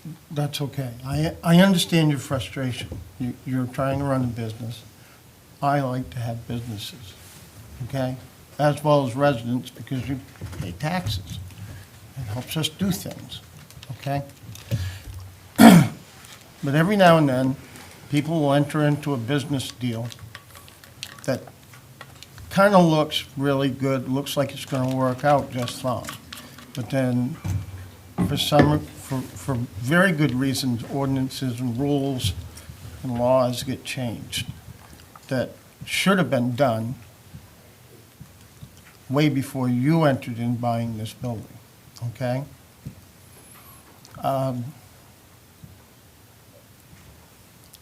But again, when you get dealing with real estate, a lot of people buy real estate and evidently don't realize that certain parcels are wound up in not good loam, but that grows nice grass and good vegetables and stuff like that, and it turns out it's contaminated poop hole. You see what I mean? But you gotta look at location, location, location. And in the basis of stuff, the reason why the license got denied before, because of, mainly in my opinion, was the location. And the issue about trying to correct our zoning, okay? And having certain businesses that fit in the right spot, okay? So that the people that you serve can get good service from you. I'm impressed from what you've demonstrated with all your packets and everything. You're probably going way above and beyond. I could care less about the cannabis business, mainly because I stopped smoking it because it's against federal law. And a lot of things I do to make money over the years had to deal with federal law. You see what I mean? But In all fairness, though, I didn't have, like I said, it's, you've got money and time invested into that. And you did make a comment that you would, about where the location. You don't really want to be on Main Street, but, you know what I mean? That's where I'm at. I don't want to be on Main Street. If it was in another location, I'd much rather have it. Since it is a license there, I definitely like, if it wasn't for the fact that before you did your ordinances, like he's saying, plain strike, these guys, the city, either attorney or manager, communicated, you expect when you communicate with a city manager or attorney, that they are on the up and up at the utmost, their word is gold. And we took that based on an email saying that we can do it. We went right to the source. They could have said, it's not conforming, we're not allowed, but they took a month to get back to us. This was done on purpose. Why would you, there's a connection Sir, here somewhere. may I please ask and I will you, this find is it, the last and I will time, start here. you can, that's fine, but I just would please ask you to stop commenting. This is not a public exchange. And that's the problem with this council meeting. That's not Understood. public. You've made your point. It's on the record. It's all being recorded. I'm sorry, I didn't mean to contradict you. I just- No. Sir, You Pat, please don't engage I'm in not a gonna, back and I'm not forth with him. gonna, we can, if And I you agree wanna with talk what with you're me saying. later, after the meeting's over with and all that stuff, there's a lot of concerns when it comes, like I said, I have a lot of people. Due respect, that should have been done with the manager and the attorney way back when we brought this. It should have been like the can do it. It should have never been, it's a non-stop. I'm gonna But move. I understand. Go ahead. So, At this point, I think we've discussed this matter sufficiently as a council, unless any other councilors have a question for our legal counsel or our staff. Councilor Halloran? I'd like to understand why a business that wants to come to Ellsworth couldn't rely on the code enforcement officer's communication. I think we've already addressed this, Steve, the communication related to the previous license. They are now under a new license, and a new license cannot be approved at this location because it's not zoned for this use. Could we hear the email again? No, Steve, no, we You want an cannot. email? You Steve, know the that's public exactly what comment it is says, sir, closed. exactly what it says. We, But it's sir, you're lying. Let's lie. Can we just lie? Council members lie all the time. You need to know. You guys should take a note so you don't lie. That's exactly what the email said, that the new existing business would be able to operate there. Council members should take an oath before they step up there, so they don't lie to the public. I've witnessed it too many times. Could we hear the email? So basically, No, Steve, then, we're who- done. who's We're email not from? turning- Robert Grant? He's lying? We got more email, by the way. The attorney's got emails. Go ahead, finish. Will you don't say lies and I won't comment. I want to move for a motion that we deny this license for the grounds discussed by the council here tonight. Second. All those in favor? Opposed? Abstained? Sorry, I'm going to go with opposed. Okay, carries 4-3. The license is denied.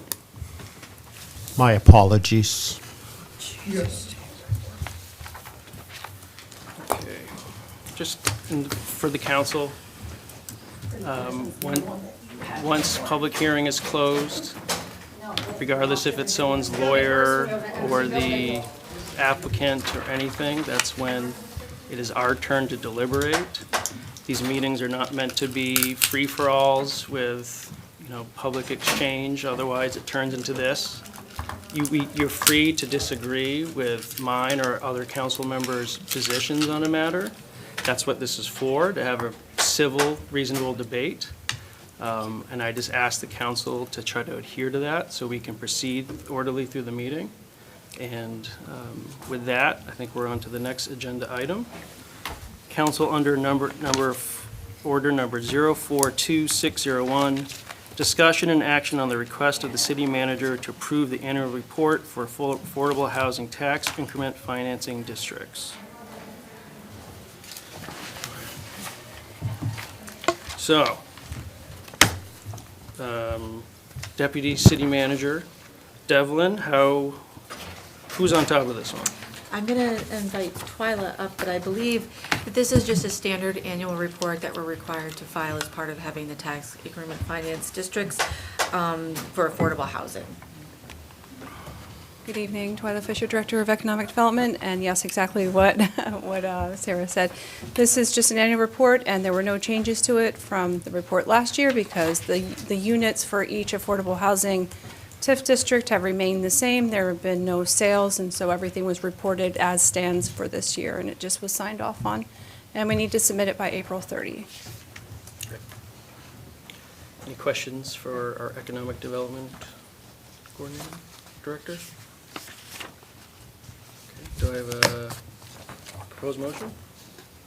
I'll move to approve the annual reports for tax year April 1st, 2025 through March 31st, 2026 for affordable housing, tax increments financing districts Leonard Lake, Oriole Way, and Oriole Way Senior in the city of Ellsworth. Second. Second. Any further discussion? All those in favor? Unanimous? Council order, agenda item number 15, council order number 042603, public hearing and action on request of the deputy city manager to approve. 14. Did I skip one? Yeah, All right, we're at sorry about 14. that.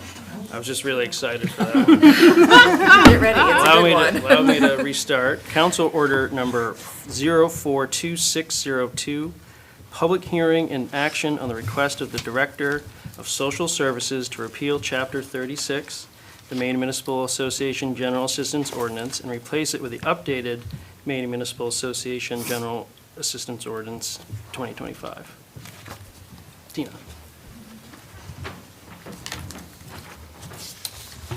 Katina Vanatestein, Director of Social Services. This is actually just a maintenance update. MMA just went through the ordinance and corrected some grammatical wording in it. There is nothing in the ordinance that changes the way general assistance is being executed. So pretty much you'll see like all these red lines, it's literally just changing from one page to the other. Like page 1 is now page 2. It's a huge mess, but it's small stuff. Sorry, I know I just wasted a whole tree back at you guys. You better plant one. Go back, it's okay. Probably come out of Georgia or something. Don't worry about it. This matter is noticed as a public hearing, so this is an ordinance. I'm going to open the public hearing.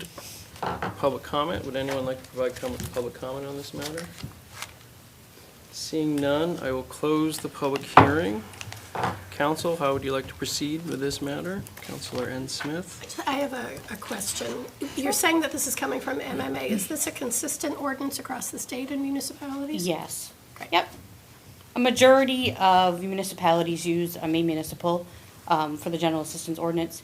You got big cities like Lewiston. Bangor does have their own, but the larger cities, I think there's actually only 3 within the state of Maine that creates their own ordinance. Thank you, that's helpful. Any other questions for Tina? Seeing none, do I have a proposed motion? Councilor Martineau?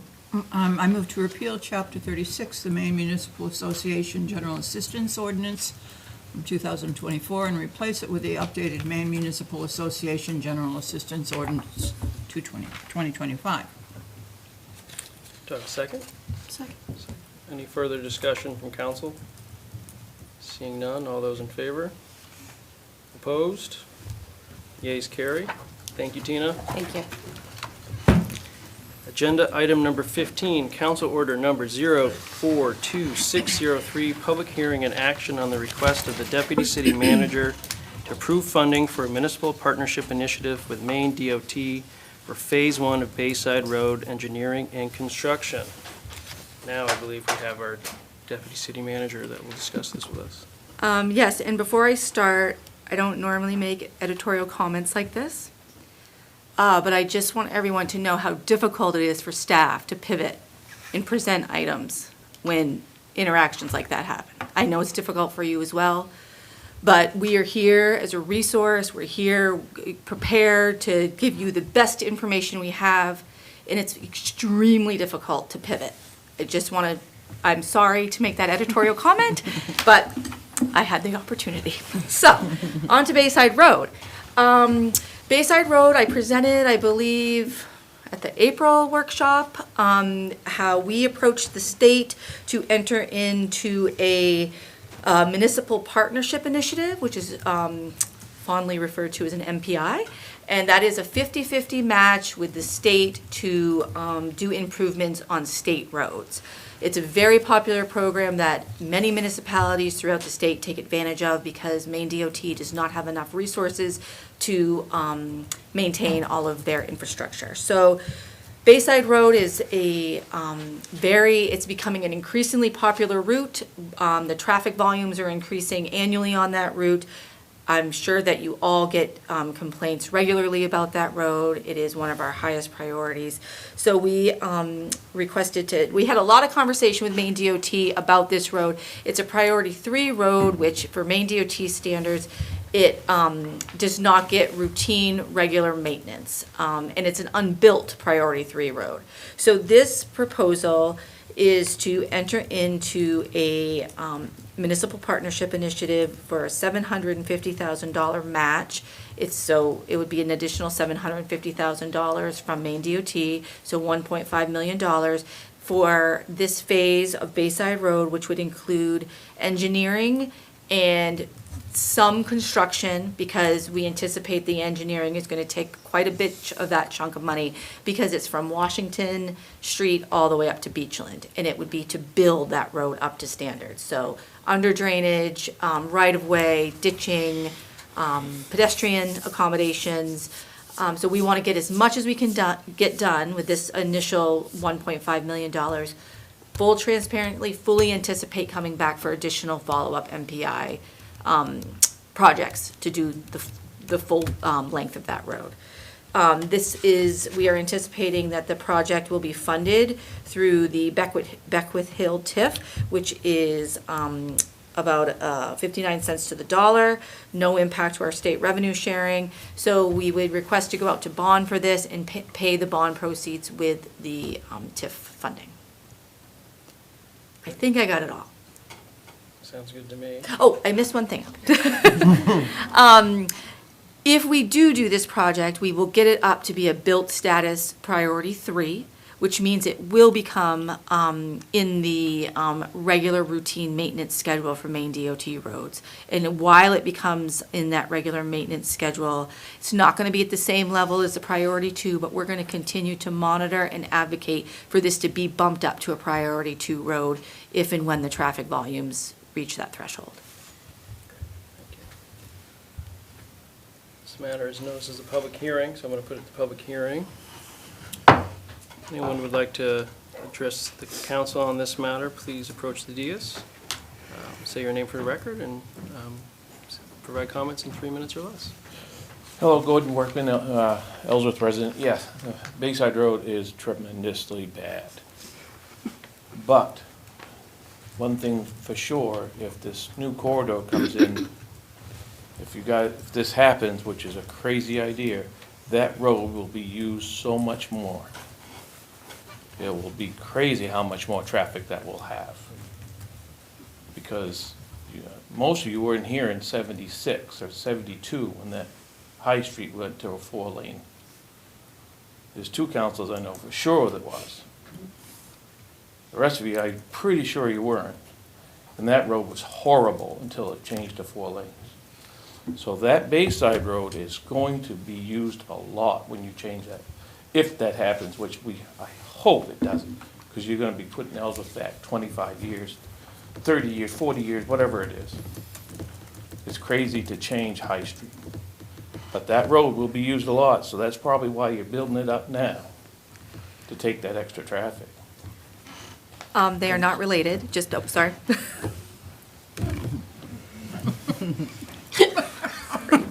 Sorry, Gordon. Any other, thank you, Gordon. Any other further public comment on this matter?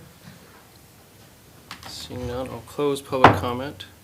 Deputy City Manager Devlin, did you have further information for us to consider? I apologize. Yes. The High Street Corridor project that Gordon is referring to is part of a Thriving Communities initiative that the city has been awarded a grant on. And the concept plans that he's referring to were presented a week and a half ago to some stakeholders. There is an additional follow-up meeting for stakeholder engagement on that, the 28th in this room at 4 p.m. This project was in the works well in advance of any concepts for that corridor. So and the deterioration has been going on for years on this road. Okay, thank you. Councilors, any questions for the Deputy City Manager on this? Councilor White? Given the lessons that we've learned from High Street when they gave us a proposed cost for it and then they went over and then we had to pay the difference there, are we going to probably not hire an engineer but consult with an outside engineer to check the state work here, or the state engineer's work? Yes, so that's part of this initial phase will be to hire an engineer. So this project will be done under a local project administration, which requires the city essentially to do all the work. I'm actually certified to be a local project engineer for Maine DOT, so I can be the project administrator to oversee it. But they'll basically just reimburse us for all the work. So yes, we will be doing our own estimates, our own engineering work. Maine DOT will approve those plans, but it will be all done under our guidance. Okay, thank you. But you're not going to be out there with the flags, are you? I might be if I have to be. I'll pay for a ticket to see that. I have a vest. And if you would like to join her, we will get you. Thank you. I can walk out there no with councilors I'm go do flagger this. certified. But, yeah, the road is really in hard shape, okay? And we need to fix it up, make it better so it's gonna last longer. And it's been paved several times, and, yeah, I've seen a lot of changes in the city. The biggest thing is I've seen a lot of traffic increase down through there. And there could be a bottleneck, there could be an accident. There's a lot of traffic, that a lot of people go to the island. There's a large influx of people that work down on the island, like Jackson Lab employees, and there's another biological lab down there, but there's so much work down there. And when they come off the island in the summertime, they take several different routes to avoid hitting High Street. And that causes a lot of congestion. I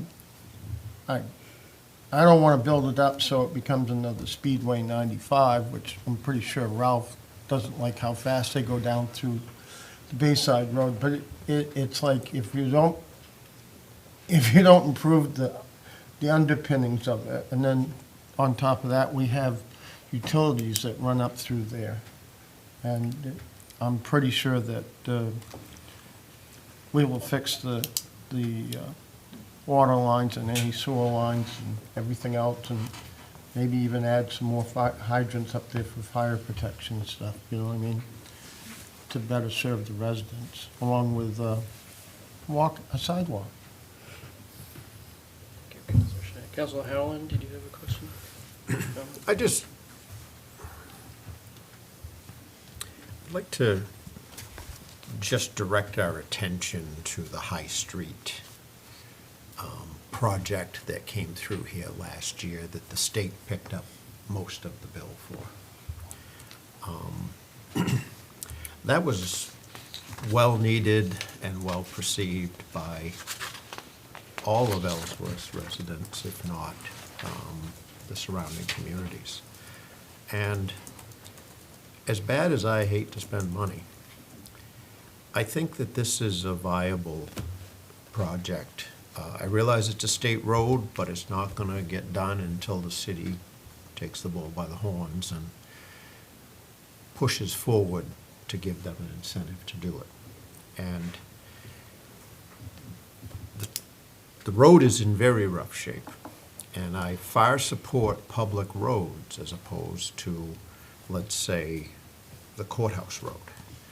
The Courthouse Road is similar in cost, but far different in value to the city of Ellsworth. And I would support this initiative to get the Bayside Road up to speed to where it should be, and I don't see another way to do it without putting some money on the table. Councilor M. Smith? As one of the many Jackson Lab who uses that road 2 times a day with all seasons, just to repeat, that road is in rough shape, and this sounds like a good project that will help Ellsworth grow and thrive. It is a good investment.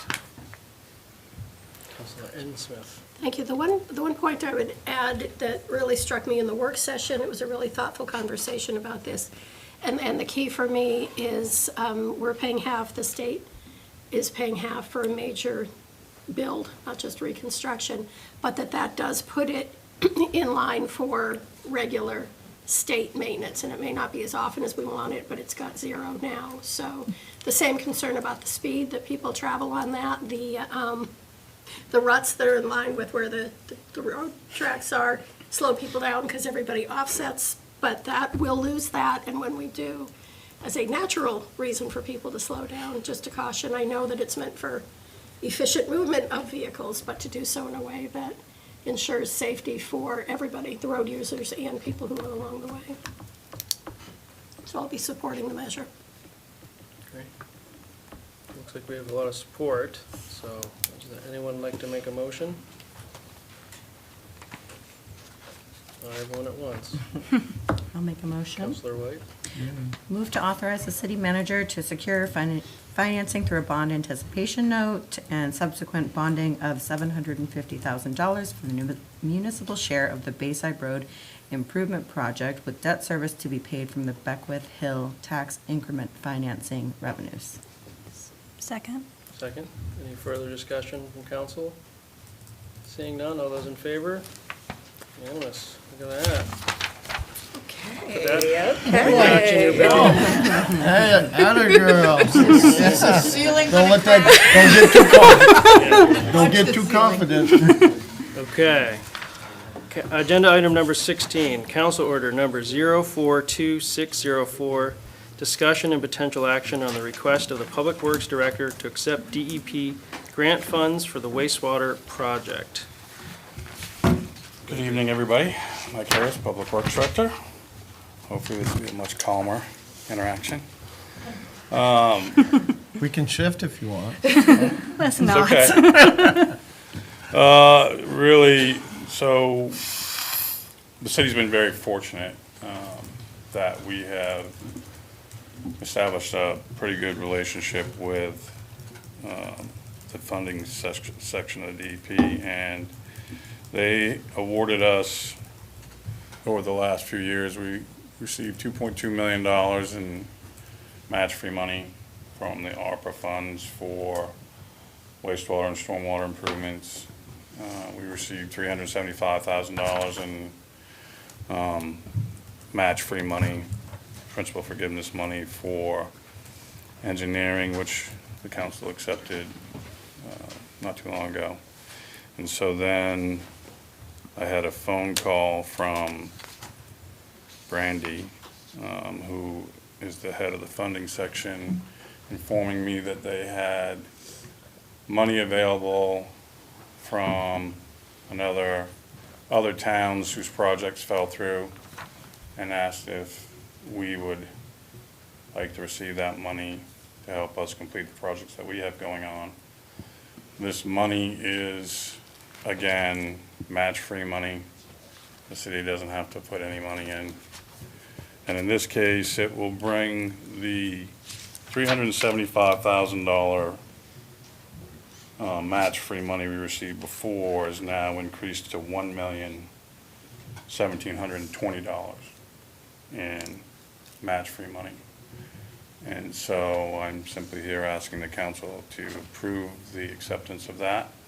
And I have Brent Bridges here from Woodard and Curran, if anybody has any questions about the funding mechanisms and those things. But at the end of the day, it's $1 million now that we'll be using for wastewater projects that the city will not be required to put in any match money on. Any questions for Mike from council? Just to clarify, Mike, I think you said it a few times, but this is money that we get from the state that we don't have to put another cent behind. Nope. And they approached you and said, we have money, do you want it? That is correct. Called you up and said, free money. Did you give him my number? I have worked for many years establishing a relationship with the people at DEP. Okay. And they understand that Ellsworth is growing and that we have a lot of infrastructure projects happening. And so when these things happen, you know, we're one of the people on the list that they're going to reach out to. Also because we get the projects done. We spend the money. Yes. It doesn't sit, we spend it. And so we've done the Water Street Pump Station, we're doing the High Street Pump Station, and we built a new wastewater plant. So we've had multiple successful projects, and you know, that's what they like to see. Great. Great. Councilor White? Do you know what projects you'll use this money for off the top of your head, or? So the next project that this money is slated for is the continuation of our dewatering upgrade project that we're doing right now. That's about a $4 million project. And we, as I mentioned at the budget workshop, the attempt is going to be that we can fund this project without having to ask the city for match money. And we are quite a ways there right now. Can you phase this? So we've got the 1 million now, obviously 3 million short. So this is a project that you can do in phases? Yeah, I in order to mean, complete it? yes, that's what we're doing.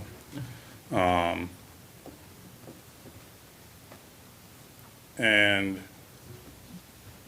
there's other monies, so we're not $3 million short. Oh, okay. I mean, Brent could probably speak better to where we're at funding wise, but I think we are maybe at this point with this money, $1 million short maybe. Great. Depending on how all other projects fall out, but you know, we have other projects that are gonna have, had extra money in them. And then with a likely possibly are going to have extra money in them. And so it's just a matter of rolling that money and keep progressing forward with it and taking that money and continuing to have projects that we can do with it that better wastewater department, better the city of Ellsworth. So, and try to do it at a minimal cost to the taxpayers. Councilor Howland? Could you speak to this Davis-Bacon wage rate, Build America and Buy American provisions? Yep. Does this commit just those funds to those wages or the entire project to those wages? So it's the project, it's always gonna be the project. So depending on what funding agency and where the funds come from, as you alluded to, most federal monies now require Davis-Bacon wages to be paid to any contractors working on the job, and that the majority of the materials for the job be American-made, so they're Buy America. So yeah, that's the provision of all of the, pretty much all of the money that, even the clean water SRF stuff, a lot of that, if there's any federal money attached, it triggers it. So, if I may, if you said it's a $4 million project? It's estimated, Okay, yeah. all right. So, the $3 million that we have to fund, is that going to erode, or how does that compute? In other words, Right. is it still a value for the city, or are you having to pay out the entire project with heavy wages that defeats the purpose? Brent Bridges, Woodard and Curran. And so we've been fortunate enough to work with the city the last few years on stormwater, water, and wastewater. And so Mike was right. We've got, so $1 in, so that money is Davis-Bacon wages and BABA. And so that's all the way the new money's coming. There's some old money hanging around that didn't have that in it, but all the new money's coming with that provision. You know, for instance, we just went out to bid, to RFP, to look at centrifuges, which is the main process you use for the dewatering. Got 4 bids back in. We put all that out with those conditions. So all 4 of those companies submitted with the BABA conditions in there. So they were in compliance. And so all the future money we will be receiving towards this project, including some money you already have, already has got that provision in it, so there's no way to avoid it. So it's all Buy American, and it's all Davis-Bacon. One thing I will talk about what Mike said, even though it's a $3.74 million project, that's $1 million of it, there's probably $1.5 million or $2 million we already have received on wastewater and stormwater projects, and depending how things come out, could be used with this project. Leaves you $1 million to $1.5 million short. And so if I had 30 more seconds to talk, I would also say that we just submitted on behalf of the city last Friday to the Clean Water SRF program for the balance of this work. And so the reason that's important is because there's a pot of money that DEP has that can only be used by communities that have already received the same kind of money that the city received on the centrifuge project. And so there's a special pot of money that only 5 communities in the state of Maine can take advantage of. So we submitted on behalf of the state of Maine, on behalf of the city of Ellsworth, to be able to receive that. And when you got that $1 million, Wells didn't use their money, so that money came to Ellsworth. And so Mike's got such a good reputation with DEP that they know that you can use the money, you have needs. And so we're very hopeful that that $1.5 million shortfall that we've got right now is going to come in the form of a pretty large grant towards the city to be able to help finish this off. Thank you. Thank you, Brent. Any further questions for Mike or Brent about the request?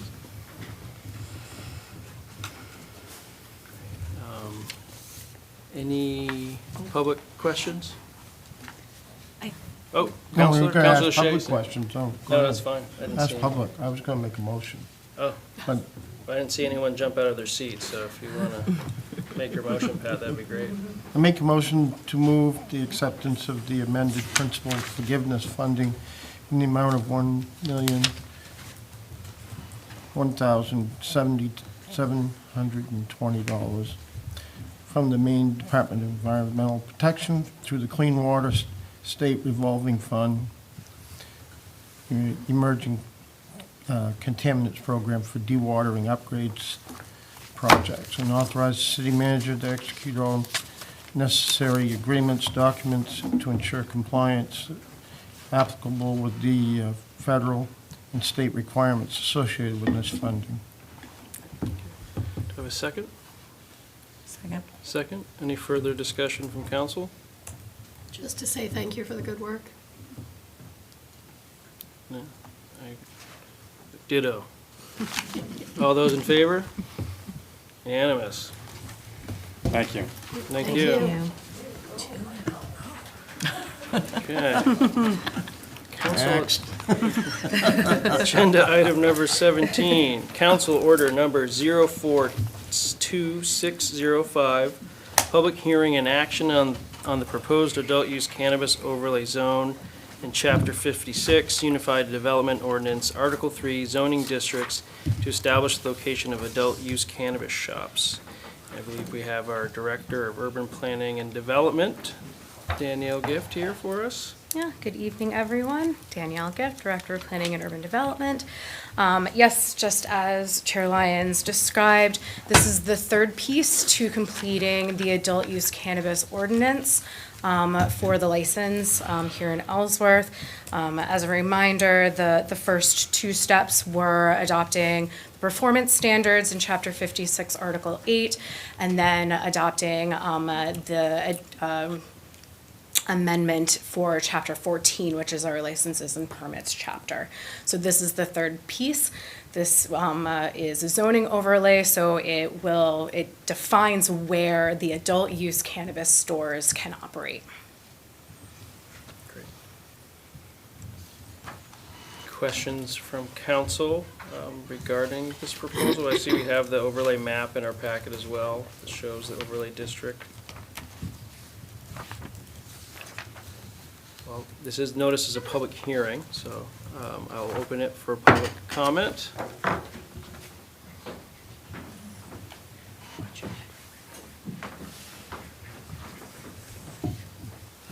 Raymond Williams, 56 Hancock Street, Ellsworth. I come tonight to point out to the council that I don't believe that this is properly before you this evening because that the notice has been improper on this. Article 115.3 is the procedure for amendments of the Universal Development Ordinance before the City Council. And the first section, A, states that before amending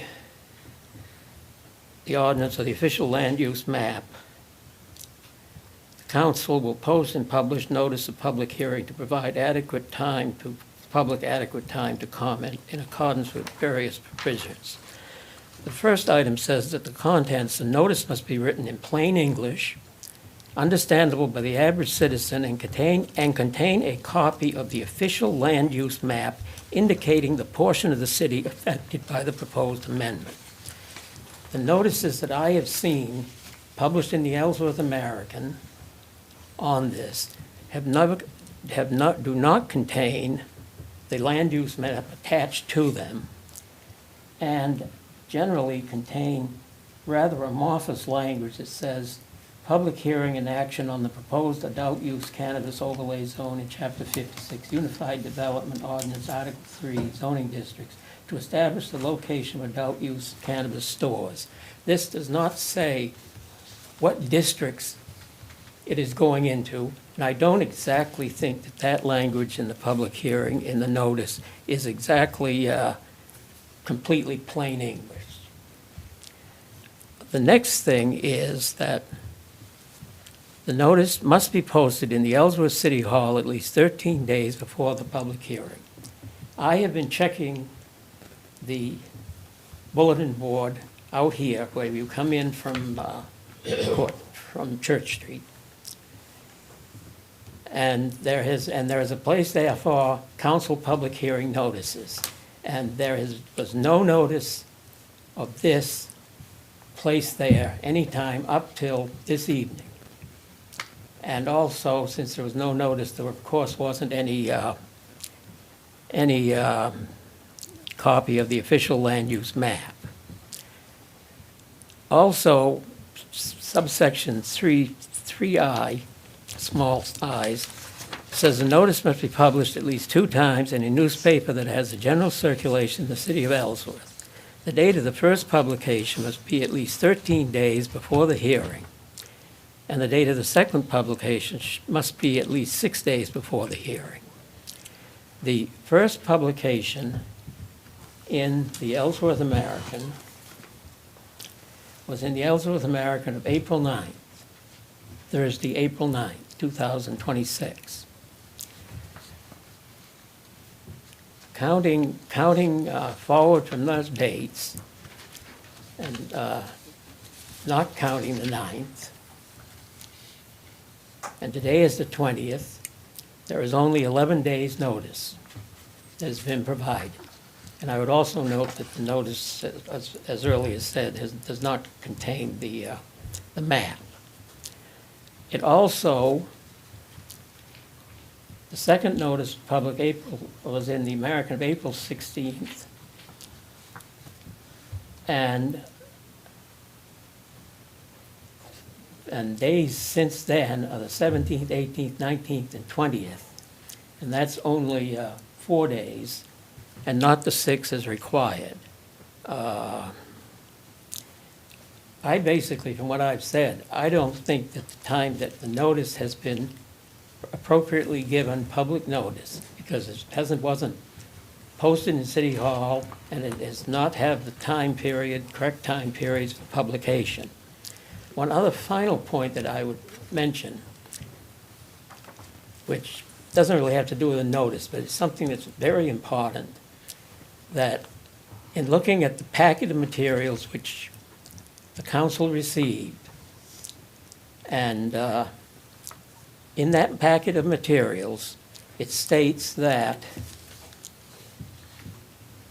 the license application period and opened on April 14th, 2026, which was last week, and it closes on May 14th.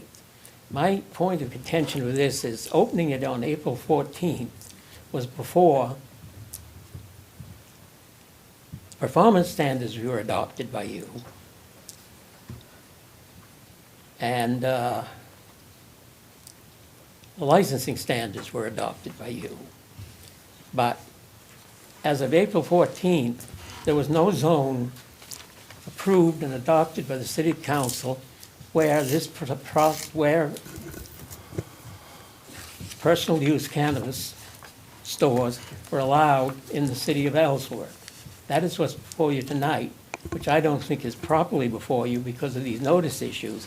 But that is an issue that I was afraid was going to happen, because I appeared. Ray, you've gone pretty far past 3 minutes. If you could wrap your comments up, please. I'm going to make a statement. I don't think that in purposes of public hearings on issues that the 3-minute rule should apply. You have been doing it ever since it was done, but I don't think it should apply because it takes to explain things more than 3 minutes. Although I think I have actually done it, except if I can finish up on my application point. I don't think that those application periods should not have opened. And in fact, I don't know, maybe it hasn't opened. It's in the memo that was provided to the council that said that it opened. But I check out City of Ellsworth webpage quite often, and I have not found anywhere in there that it said that it was opened, although if it was incorrect, and putting that in a memo to the council, it's also incorrect, because I do not believe that the application period should be open until such time as everything is adopted, including the provision stating the zones that it is allowed in. Thank you, Ray. Thank you. Additional public comment on this matter? Seeing none, I'll close the public hearing. Well, I think the notice question is one, I don't know if staff can address it. I can go to the dates. I can only, with a once-a-week paper, it's very difficult to go to 13 days if it's only on a Thursday. Oh, that's true. It's not a daily Unfortunately, without paper. sending it to the Bangor Daily, which is typically twice as much, if not more, to notice.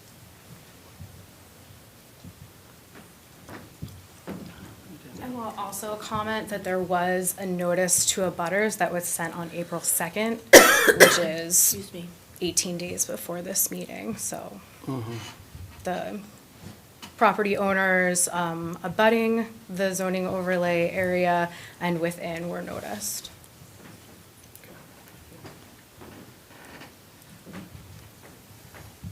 Any comments or questions from council? Councilor Smith? I mean, there's a key question, did we meet the legal obligation of notification? I mean, we would have to go back and look at the exact dates. I don't have that information right in front of me. I mean, I know Ellsworth American, I know there's the challenge of it being weekly, but I know that there's regular outreach to us with deadlines and such, so. I don't know what's in their ordinance. I don't know what was in 56 for that, unfortunately. So I can't speak to that. Question for. Oh, Charlie's raising his hand. Oh, I don't know if Charlie? he's sorry to interrupt you. Yeah, I'll trust Ray on this one. It doesn't matter if the Ellsworth American, wasn't the time frame, or if we need to get the Bangor, but it's too expensive. If it hasn't been noticed the right amount of times, I can't advise the council to move forward on this. And if it's on us as a staff, it's on me for not double checking in the memo those pieces. We may have to look to call a special meeting at a specific time.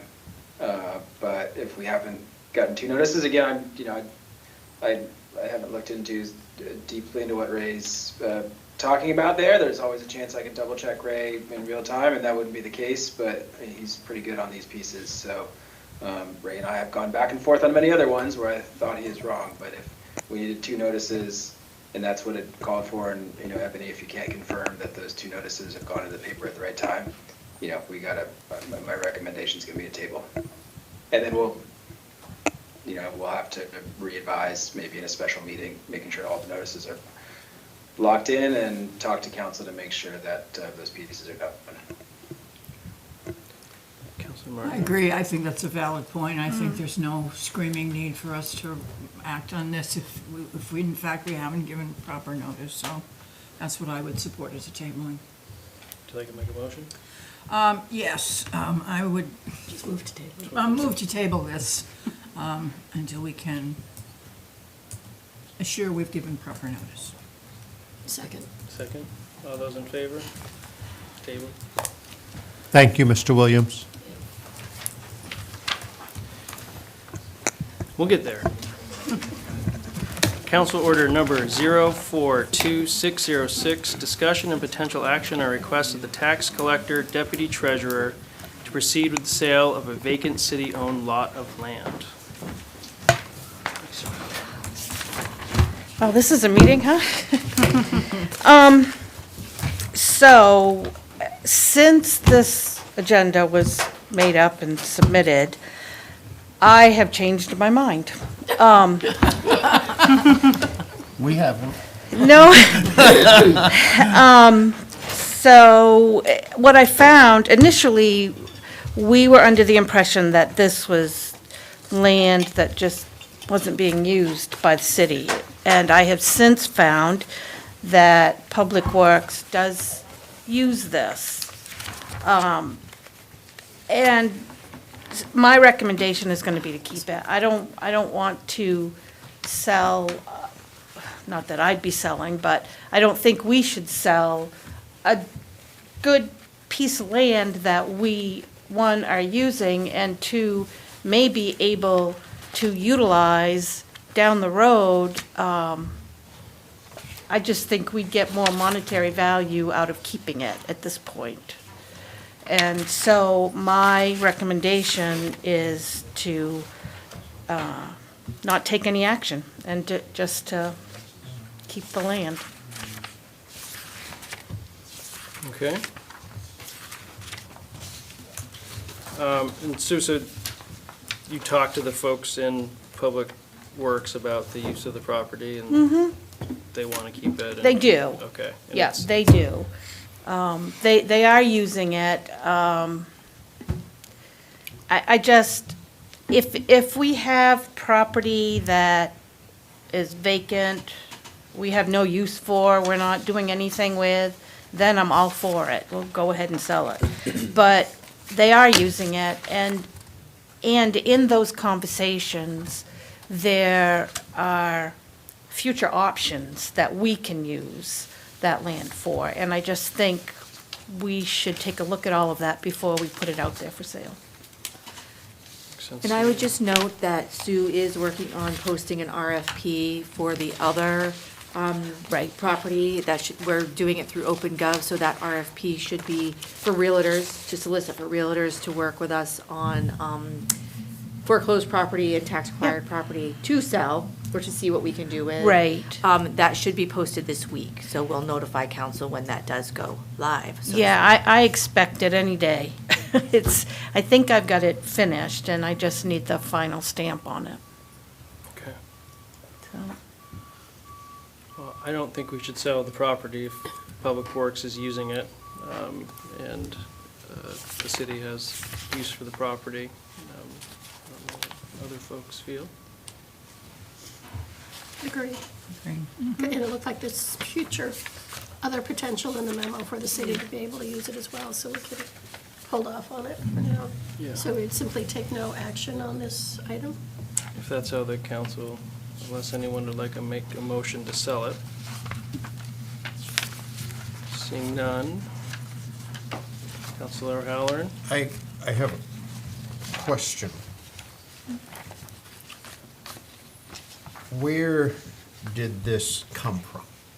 The In other land? words, no, Oh, I can I'm sorry. see that, no, but where did, it's obvious that it was turned over to the city by the previous owners, a long, long time ago.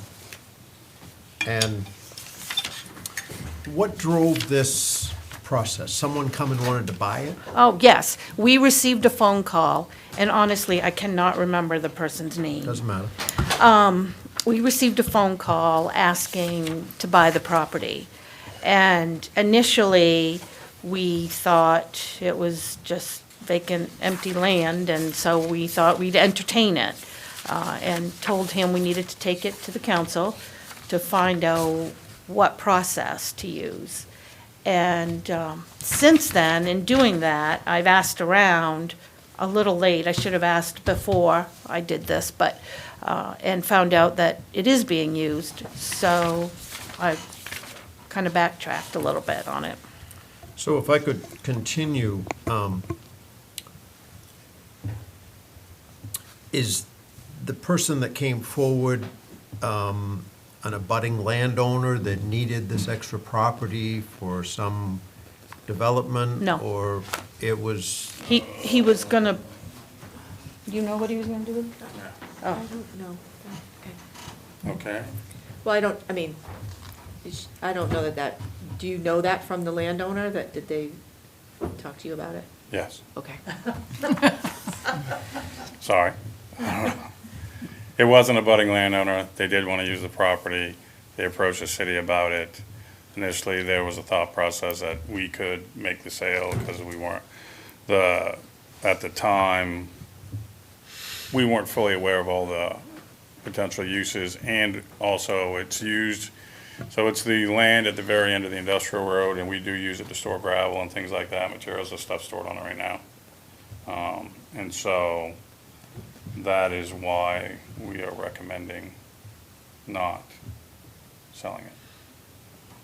this says blown ledge and big rocks is currently stored there. and dumping grass clippings when you mow on that end of town. We're using it for a waste dump. Are we, my concern is this, are we not working with the abutting landowner? Can't we dump rocks and grass somewhere else and put this on the tax rolls? But there's also the potential for us to get greater benefit out of that land, a greater monetary value than what we would sell it for. That may be true, but there's taxes involved, and you've had it since 1975, and that hasn't happened yet. Right, so waiting another year may not. That wasn't where I Hurt was going anything. with it. Councilor White? As a contractor myself, I can appreciate a North Ellsworth storage space for as big as our town is. So I think you can say that we might cut down on fuel and transport time and stuff like that, having something on that side of town. So I can see the value. Any other further questions from council on this matter? I think we have a proposal from staff to take no action, and from what I've heard tonight, that makes sense to me. And if we change our minds and want to sell it later, we can. I know there's a lot of other city properties that we're working on Yes. to sell. There are a lot of them, yeah. But we don't want to sell all of them, and if some of them have value to the city, I think we should hold on to them. Especially this one, because it's not tax acquired, so if we hold on to it, you don't have to pay the previous owner Right. the value of it. So I think it's another reason the city wants to hold on to it versus the numbers that we have foreclosed upon. Where Right, if there was another piece that was tax acquired, we would have to buy it in order to keep it. This one, we don't. Yeah, so- It's ours. savings to the city there as well. So. I propose we take no action unless someone proposes otherwise. I don't know why we come by this. It was back when they made the industrial park up there. Yes, yep, that's correct. And it was, they needed also the easement to get to the substation for Bangor Hydro, which is not Versant, I remember. But,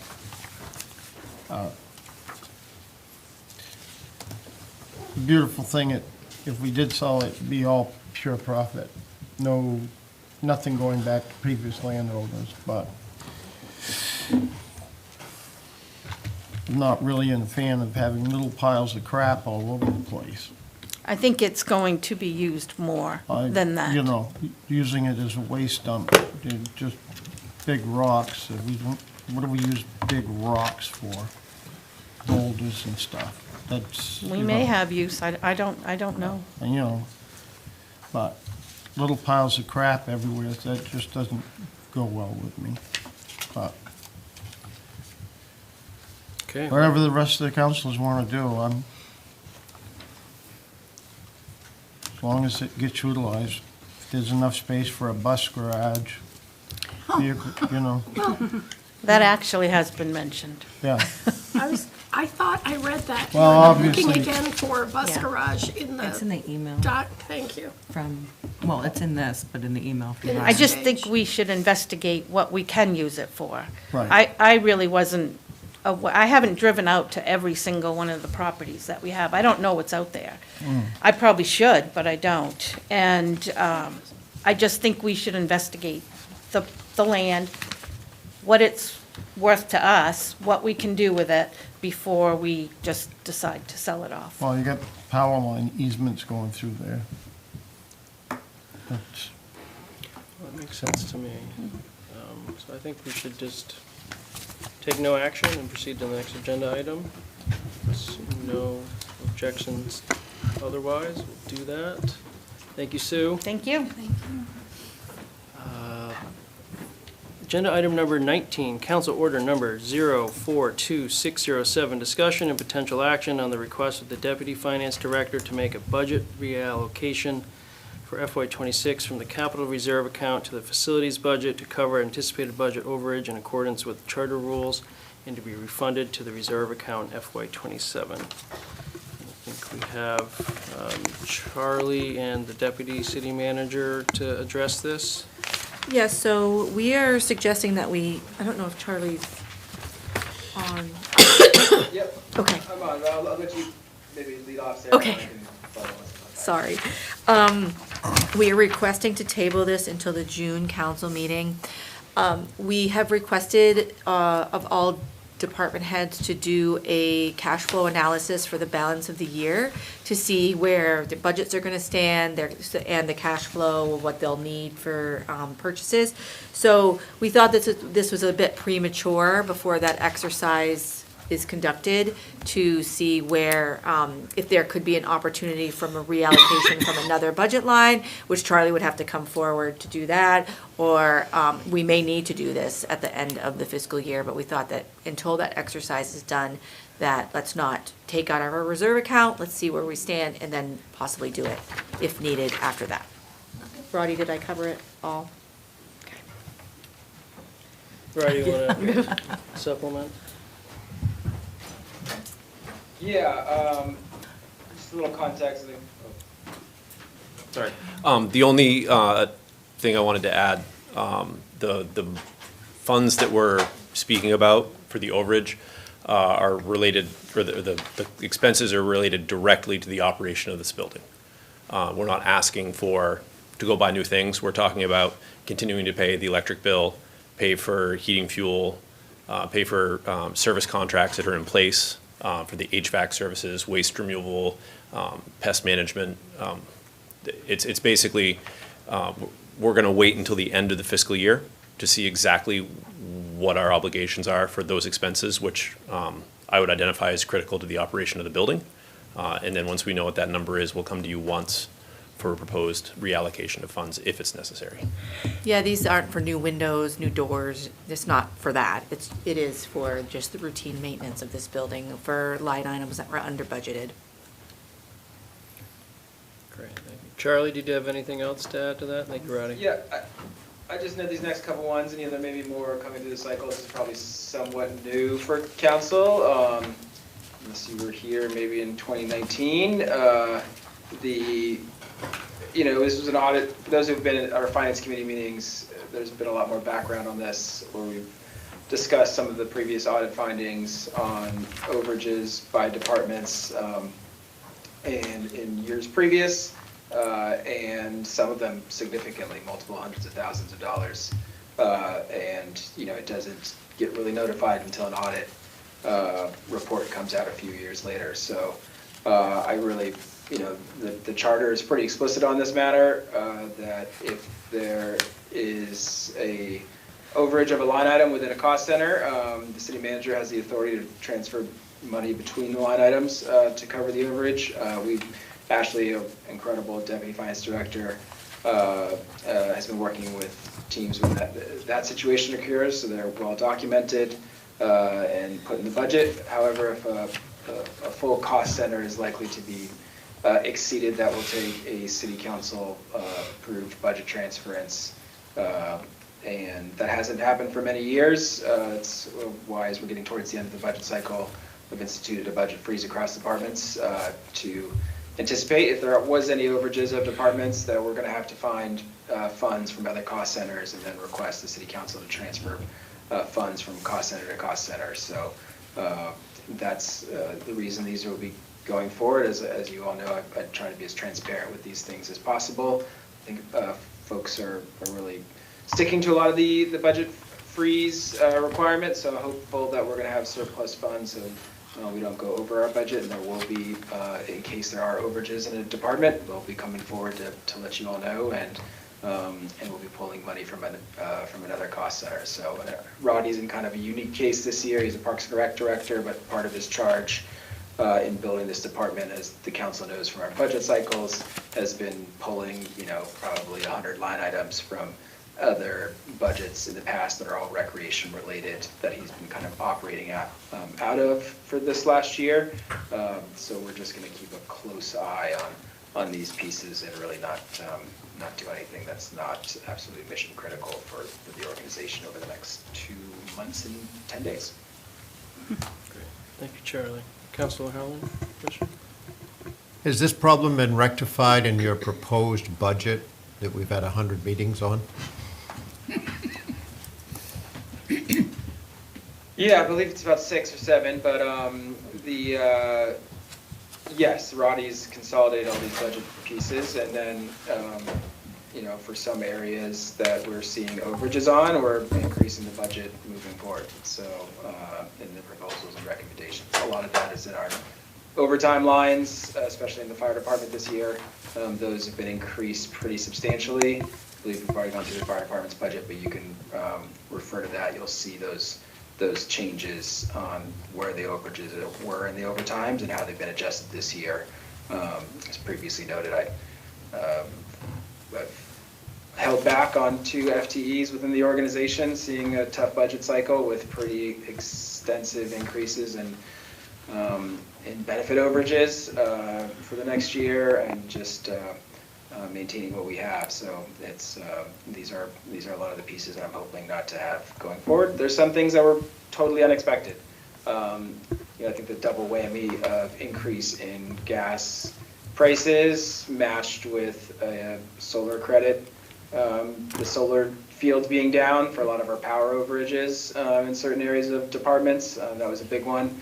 So we kind of got hit by both sides of this, an increase in the fossil fuel prices and a lack of renewable energy credits coming into city council and power. So, those ones we're hoping are one-off, but we are going to start budgeting a little more. And Steve, that's a recommendation from Ashley and I in our change log to kind of do a final review of fuel and power moving forward amongst departments. Any further questions from council regarding this matter?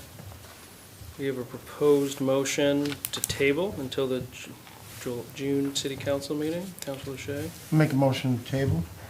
do I have a second? Second. I have a second from Councilor Martineau.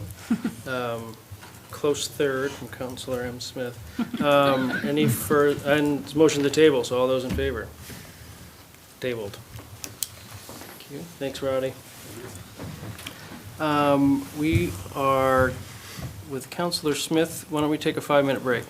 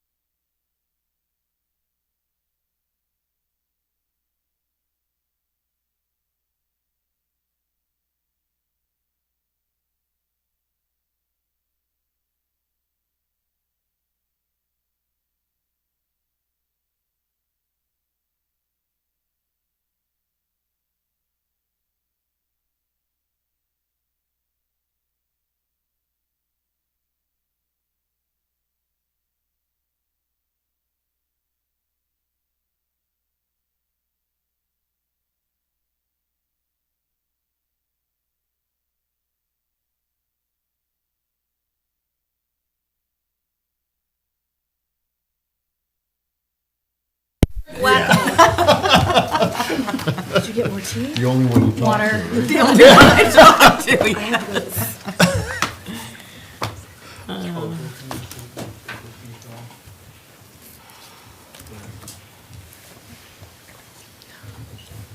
You'll keep it open? No, keep it open. And if anyone wants to shut, I'll shut it. No, It's let's hot. keep it going. It's hot in here.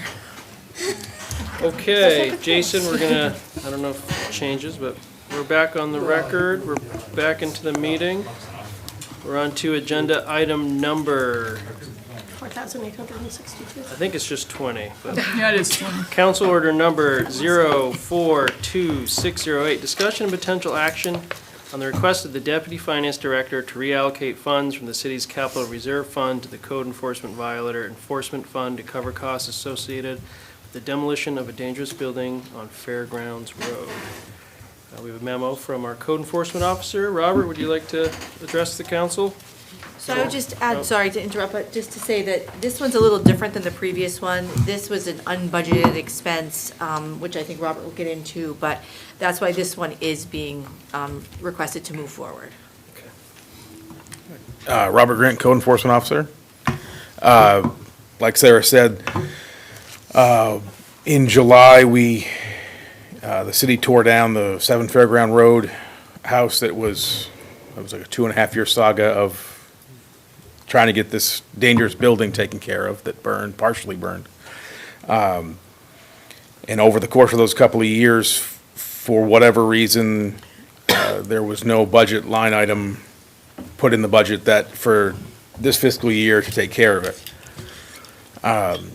So I was approached by Public Works to pay the bill because I was the one that had made the initial request to make it a dangerous building. The only line I had that would work is my violator enforcement fund. Unfortunately, for this fiscal year, that was also unfunded. So I had a line item with no money in it. I was told by the former finance director, we'll put it there and we'll track it better next year. So, yeah, we're just requesting that we're allowed to use some of the reserve funds to pay for that overage. And at our last budget workshop, we did increase that line item a little bit for this coming fiscal year. We had it at 20,000, basically. Yeah, 20 is what I wanted last year. It would have pretty much covered it perfectly, just coincidentally, but. Hindsight's 20/20, Robert. 20,000. Hindsight's 20,000. 20,000, hindsight is 20,000. And nobody called you up and offered you like $1 million. No. Charlie, city manager?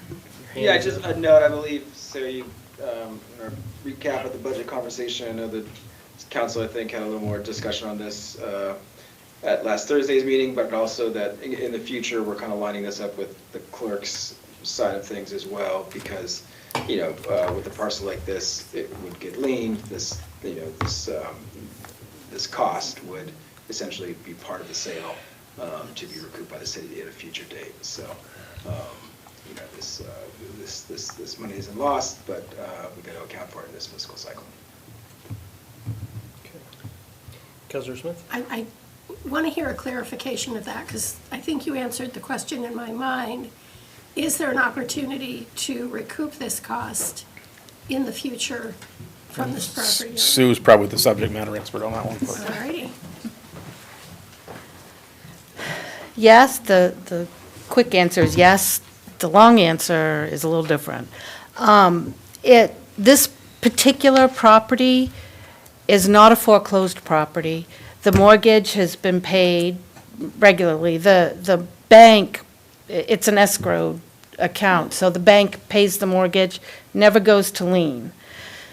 We have sent a bill out to the owners, not heard anything back. What will happen is eventually, probably sooner rather than later, that amount of money will get added onto their account just so we can see that they do owe us that money. And do you mean the property taxes have been paid all along? Yes. You said mortgage, but I Yep. wasn't. Yes, the property taxes is what I was talking about, but So the, this will be put on as an additional cost? yes. They Yeah. put a lien on the property. I can only put a lien on the property if the taxes don't get paid. I'm not sure, and I've got to talk to MMA Legal on it, I'm not sure if I can truly lien it just for that amount of money. Now, we can do a mechanics lien. I mean, there's So I that. think the city solicitor, the city attorney might Let's have. let Tim weigh in. He's Oh, here. yes. Put me I to work a forgot little you were bit. here. Yeah, I didn't forget I'm here. I didn't either. Tim Pease, city attorney. You're on the clock. So the dangerous building process is an exception where you can get a lien, just like a tax lien. It is secured, but you may not get it until the property's sold. So, Exactly. That was my long answer. In two-part harmony, that was. Yeah, yes. So it gets added to the account, we just won't get it right away. Any further questions? I don't know for if Charlie's hand is old or new. Oh, It's old, but actually, no, I did have just a question. It's kind of You just took it off. Sorry. This is on the bank. The bank now owns the property, or the? No, the owners own it. The bank, they have their mortgage is escrowed. And so the bank is paying the taxes. We get the payment through the bank, put it that way. And they are really good on keeping it paid. It doesn't go to lien. They're making their mortgage payments, I guess. This is an opportunity to follow up directly with, to see where this is at in this bill, but we can talk more later. We don't need to. Right. We're late into the meeting already, so we'll talk more later, so. Okay. Thanks, Sue. Councilor Howard? The property owner sent me a copy of a $42,000 bill that the city sent them. And apparently they haven't paid that, and maybe that wasn't a real bill, but appeared to be a real bill. And we're asking for 19, but the bill I saw was 42 and change. So, yeah, so 19, I think it's 19.3, and that's the cost that it cost the city to haul the debris away from demolishing the structures and everything that was inside them still, to take that to the transfer station, and it was 19 and change. The rest of the bill is labor and time and materials.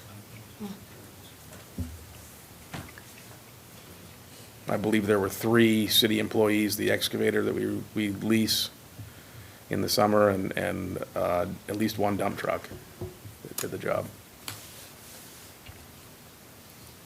Any further questions from council? Seeing none, any public comment on this? Seeing none, we have a suggested motion from city staff. Anyone like to entertain that motion? Councilor Martineau? Move to direct the deputy finance director to reallocate $19,360.35 from the city's capital reserve fund to the code enforcement violator enforcement fund to cover costs associated with the demolition of a dangerous building on Fairgrounds Road. Second. Any further discussion from council?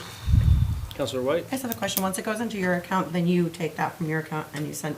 It will and goes to immediately. Public Works account? Well, no, so the 19,000, it was billed to me. Yes. Because I was the department head that ultimately asked the council to, but the money will immediately go into paying. The bill's already been paid. Yeah, the bill's already been Oh, paid. okay. It's just So you a start paying bookkeeping you. Yes. thing, yeah. Oh, okay, thank you. Further questions? Motion's on the table. Seeing none. All those in favor? Opposed? Motion carries. Thank you. Thank you. Council Order Number 042609, discussion and potential action on the request of the Public Works Director to accept the proposal for long line striping and pavement markings painting. I would Good just like to afternoon, once- highlight that this was the first bid that we used in our new procurement system. Public Works, Amanda, Ray, Public Works Administrator, and Mike and Brian worked really, really hard to get this out and be the guinea pigs for the process, but we learned a lot, and it's gonna be a really, really valuable tool moving forward for the city to be doing procurement. So I just wanted to say thank you so much to the team for dipping your toe in some uncharted waters, which was kind of a little anxious, but it set the pace and provided a lot of lessons learned for the rest of us. So thank you for that. Absolutely. Glad to do our part. Mike Harris, Public Works Director. As Sarah has so eloquently said, we put requests out for proposals for long line striping on our roads, and then also another request for the crosswalks and other markings that we have in the city.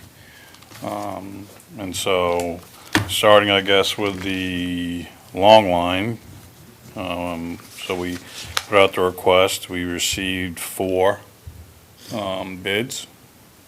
And after we reviewed all of the bids and scored them, we thought Lucas Striping gave us the best proposal. That came in at the amount of $25,921. And so I am recommending that we go with their proposal and have them do our long line striping.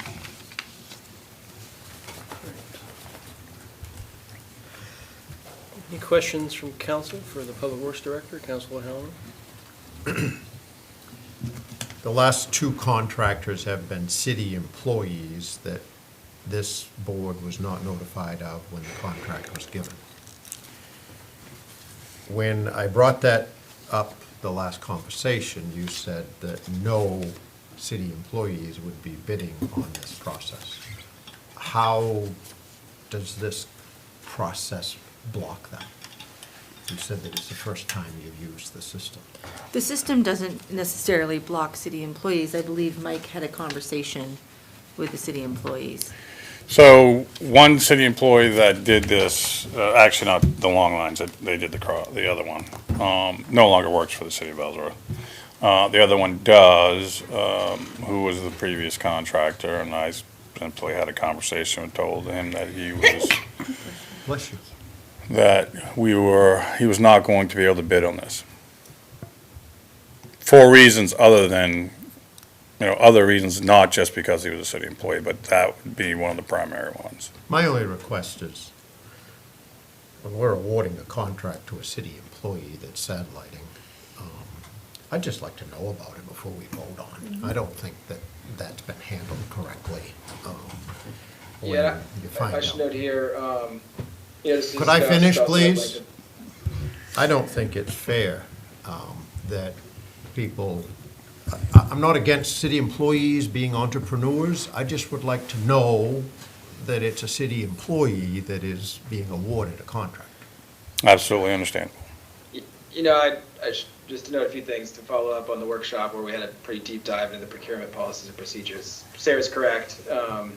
This new OpenGov system doesn't necessarily preclude that, though we are updating our procurement policy with an enormous amount of changes to kind of take full advantage of the transparency and security and objectivity standards of a modern procurement process. And I think I could be reading the council wrong, but I do have issue with employees wanting to be entrepreneurs and work for the city. I think that there should be a blanket, and that will be my recommendation, is a blanket, no city work on any kind of contracts for the city. I think that's for 2 reasons. One, notification or not to the city council, it also puts the staff or others into a bind if you might have issues with work. And I think also just hurts public integrity. You have one job here with the city, to be a city employee. I don't want city employees moonlighting in other capacities. I think it hurts the integrity of the system. And our procurement policy is going to be updated. So future procurement, there will be a note in there that that you were not a city employee, or that you'd have to self-certify if you're related to a city employee and are bidding out a project. And as stated at the budget workshop, I believe, when this was brought up by Councilor O'Halloran, no bidder is a city employee, and none of the ones that we're recommending are city employees. Councilor White? On here, he said work is anticipated to occur between May and June 2026, and I would like to highly encourage that the work actually happens prior to Memorial Day, which it typically does. I feel like the striping one. So the long, oops, sorry, go Oh, ahead. no, I was just, really throughout the rest of the city, I don't really notice it as a problem, but that Home Depot, Walmart Road there Mark? is awful, always, at the end of every winter. And I live here, and I can't remember where the lines are. So when the influx of tourists come in, it's just such an awful little stretch there, so. Yeah, I mean, Brian can speak more to it, but for the markings one is the one that gets dragged out. The long lines actually get done fairly quickly, over a few, it doesn't Only take takes them them a couple days to do the long lines. But the markings one is mostly done at night and depends on weather, and so. Entails lifting those heavy stencils. It does, but we gotta get the road swept first. Yeah. Now- Get all that stuff done, so. The and markings usually- are lefts and rights and straights, but. And the crosswalks, line- too. And crosswalks, but these are the lines themselves, which right now are, They're gone. Yeah. And once we get the road swept, my goal is to have it done the week before Memorial Day. it's usually that's when it happens. I just see in here that it says. Lucas has done our lines for us for 13 years now, the Yeah. long lines, and he's always had it done that week before Memorial Day. Yeah. As long as we had most of the sweeping done, so he can do along the white lines. Yeah. But the markings one is the one that's gonna take longer. It's gonna take a little longer, but we can probably get the arrows, some of the arrows done up there. It's just, Yeah, you I all know. I know, it's You all confusing. know. Yep, absolutely. And I would also just note on the markings one that we were successful in obtaining 2 rapid flashing beacons, which are the crosswalk flashers, through Maine DOT at no cost, and those will be implemented too after the markings are done.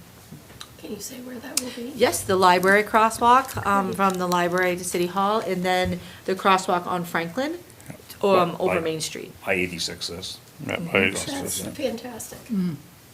Brian and his group worked really hard at identifying those locations and sending me multiple pictures multiple times because I would lose them, so thank you. You're welcome. Thank you. Yeah, that's terrific, thank you. Any further questions regarding the long line? I make a motion that we accept the bid from awarding the 2026 long line marking contract to Lucas Striping LLC in the amount of $25,921 be paid from the Public Works Highway Department operating budget. Authorize city manager to authorize and execute all necessary contracts, documents. Second. We have a Smith tie. Just put Wow. Smith in the. They're beating you. Well, I'm seeing a lot of excitement over this motion. All those in favor? See, I like Unanimous? infrastructure. And So do the we. same agenda item also has the other markings. So if you guys want to get into that, that'd be great. Yep, and so in the case of the markings bid, we actually had 5 bidders submit proposals, and none of which are city employees. And after reviewing the bids and scoring the proposals, it was determined that K5 Corporation came in with the best proposal for the city, and that's who we're recommending for the pavement markings bid. Councilor O'Halloran? Are they the lowest? I couldn't find in the packet Newman was, but his quality of work wasn't. the full, everybody's bid. I think Newman, I don't know, I don't have that matrix with me, which is my fault. Someone's approaching from behind. It's a good thing you brought her with you. You'd be in Sorry, trouble with this one. stab you with my computer. Hold on, make it so you can read it. I didn't find it in the packet. Tabitha helped me find a copy. K5's right there. Yep, It found was that. on K5, just not Newman's and All All Pro. Pro.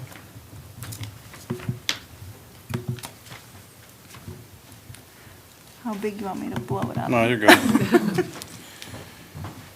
So the lowest bid we received was from All Pro in the amount of $35,360. But when we received when we looked at scored the different proposals, there was, they didn't meet the specs that we requested in their RFP. They didn't give us details as far as specifications go, the schedule. Like, it was a very rudimentary bid that did not give us all the information that we requested. And we were also a little scared that they were so much lower than all the other contractors. And their bid was not very detailed to give us the information that we needed, so we didn't feel comfortable that they were gonna provide what we needed, and we didn't have any guarantees from them in the proposal that they would.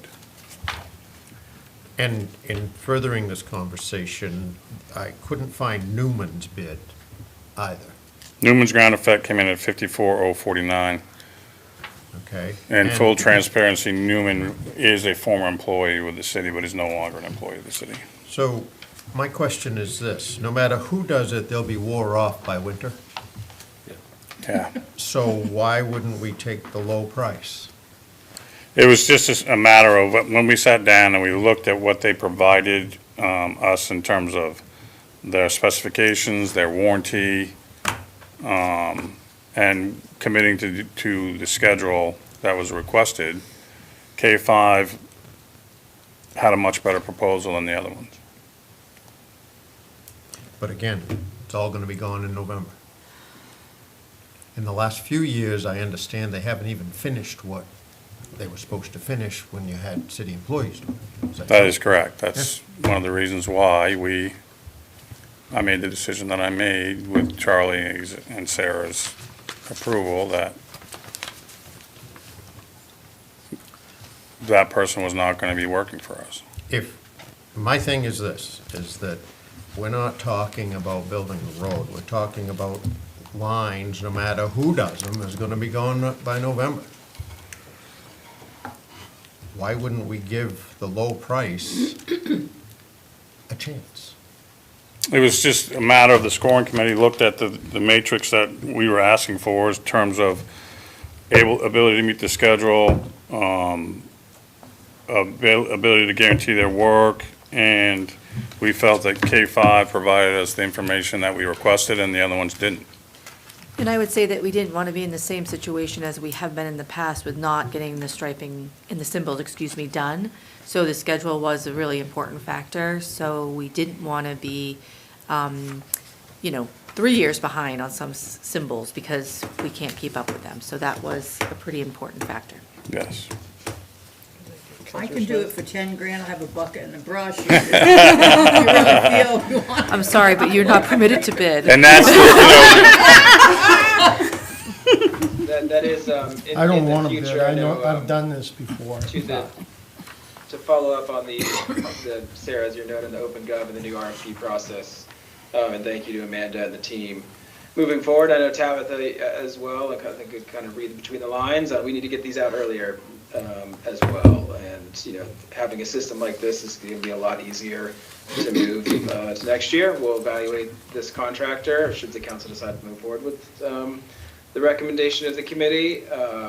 But we're also, we're trained on this piece, on some edits to this actual contract, and in the future, to your point, Councilor Halloran, if a contractor's not able to meet the minimum bid requirements, they won't even be able to get into the scoring round themselves. It'll be an immediate disqualification. And you can set the RFP up actually for that. This will probably be more of an RFP next year to be on price, but that minimum specs, paint quality, guarantees, timing, et cetera, need to be met in order to move forward. The team has, the evaluation committee, scored that and, had to kind of review those minimum requirements being met individually, but in the future, the system itself you know, if you can't meet the minimum requirements, you can't move to the scoring rounds. And to follow up on Charlie's point, not to belabor this, but also the presentation to the council on the bids, I understand it, I mean, as you're noting, is a little clunky how it's done. That also, in time, with us using the system more, is going to get much more seamless. So appreciate your patience during this transition and us learning how to best optimize the system. I just think that, if I may, I think one of the problems I have seen even before this system is we don't get the full story. And I would like, going forward, and I've requested this before, that everybody's bid is qualified. And when I say qualified, financially. It's hard to make a decision when we don't know everybody's prices. Yeah, so just to clarify, the scoring that we used for this, relevant experience was one of the scoring matrices we used. Hours of operation was another scoring matrix that we used. Warranty was another scoring matrix that we used. Cost was another scoring matrix that we used. And then we totalized those, and after totalizing those, we landed with K5. So on that note, question, in the scoring matrices, is that done in the software now? Yes. Yes, so, and that's one of the lessons learned that we had, that how we input that really matters of what the output that you get for each scorer, because you assign the scorers. So it's all done in there. Bid requirements are all done in there. It forces the contractor to check that they're acknowledging or certifying something, so that's all done in there. And we learned some lessons about how to maybe do it differently, but yes, the scoring's all done in the system. And the scoring's all public information and. Correct. So I think. It will be posted once the council makes their decision, then we will be able to, in OpenGov, award it, and then everybody will be able to see whatever they want. All the bidders would be able to see it. And a note also on council access, we were originally gonna set you all up as vendors in the system, so you could go in and see this, but that doesn't really give you that capability. So OpenGov is creating a user group for a view user group, and they should be done with that by the end of the week, and you'll all get invitations and be asked to set up your user, so you can see all of this too. So in the future, we'll be able to see this information before we vote on it? Correct. Great. All right, so I think that's helpful. Yeah, well, I should note a little bit here too. The system will auto-generate packets, and that's one of the key things we're learning and training the entire management corps how to do. I know Sue and I are working on the and Sarah have been working on the RFP for the Realtor, but if he's really setting it up in the system, the council packet generation, the scoring rubrics, the pricing tables, those are all, very automated, and then they can be so in perpetuity too. Notifications too to councilors on, hey, there's this bid's out there, there won't be a bid anymore that doesn't get automatically notified to city council, how they're opened. But then also, one of the nice things about the system too, there's no, you won't be able, and staff can't either. I can't go in there and say, hey, even though I have high administrative privileges, I can't say, I wonder what one bidder did, I wonder what the other bidder did, I wonder, until the scoring and the opening process and the bid opens. If it's an RFP, it might open internally and not publicly. If it's an RFB, it might be fully public. The RFP, not immediately public, it'll eventually be public, is to allow for potential negotiation at a future date as well. It's not to high transparency. It's a legal requirement to protect the city's interest. Okay. Thank you, Charlie. I just learned a lot about the new bidding software. So we have a motion before us. Have we made a motion? No, we haven't made a motion We yet. haven't. So We're just discussing and stuff. any further discussion from council on the? The only thing I would suggest is, when you guys do your scoring in the future, it's called a letter of justification. So if there is a vendor that's lower, but they've performed work for us in the past and didn't meet performance standards that are spelled out in the specs. You have the justification there. Same way as buying a piece of equipment. Yeah. Somebody comes in with a lower bid and you're kind of going, what's the firm at? No, And then you write it I down, agree with you. write a letter of justification, even though this is like No, 10 grand less than this thing, what is this? And it doesn't meet the specs. You see what I mean?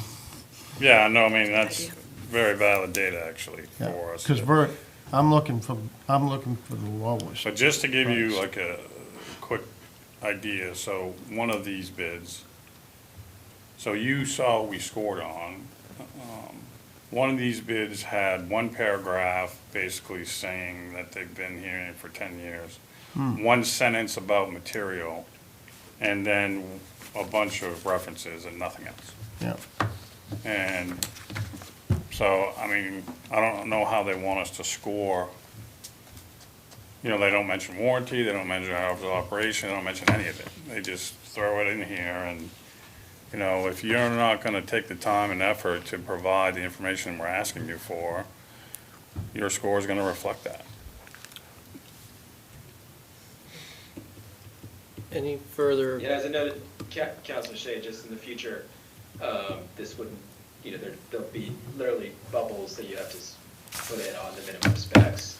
And if you can't meet the minimum specifications, that proposal Yeah, wouldn't even made it in scoring rounds. I just, like I said, people go, why did you go with this? I had a justification. Yeah, it was They didn't meet specs. Any further questions? I mean, it's a learning process for us with the new software. We learned a lot doing this and. Mm-hmm. You like it?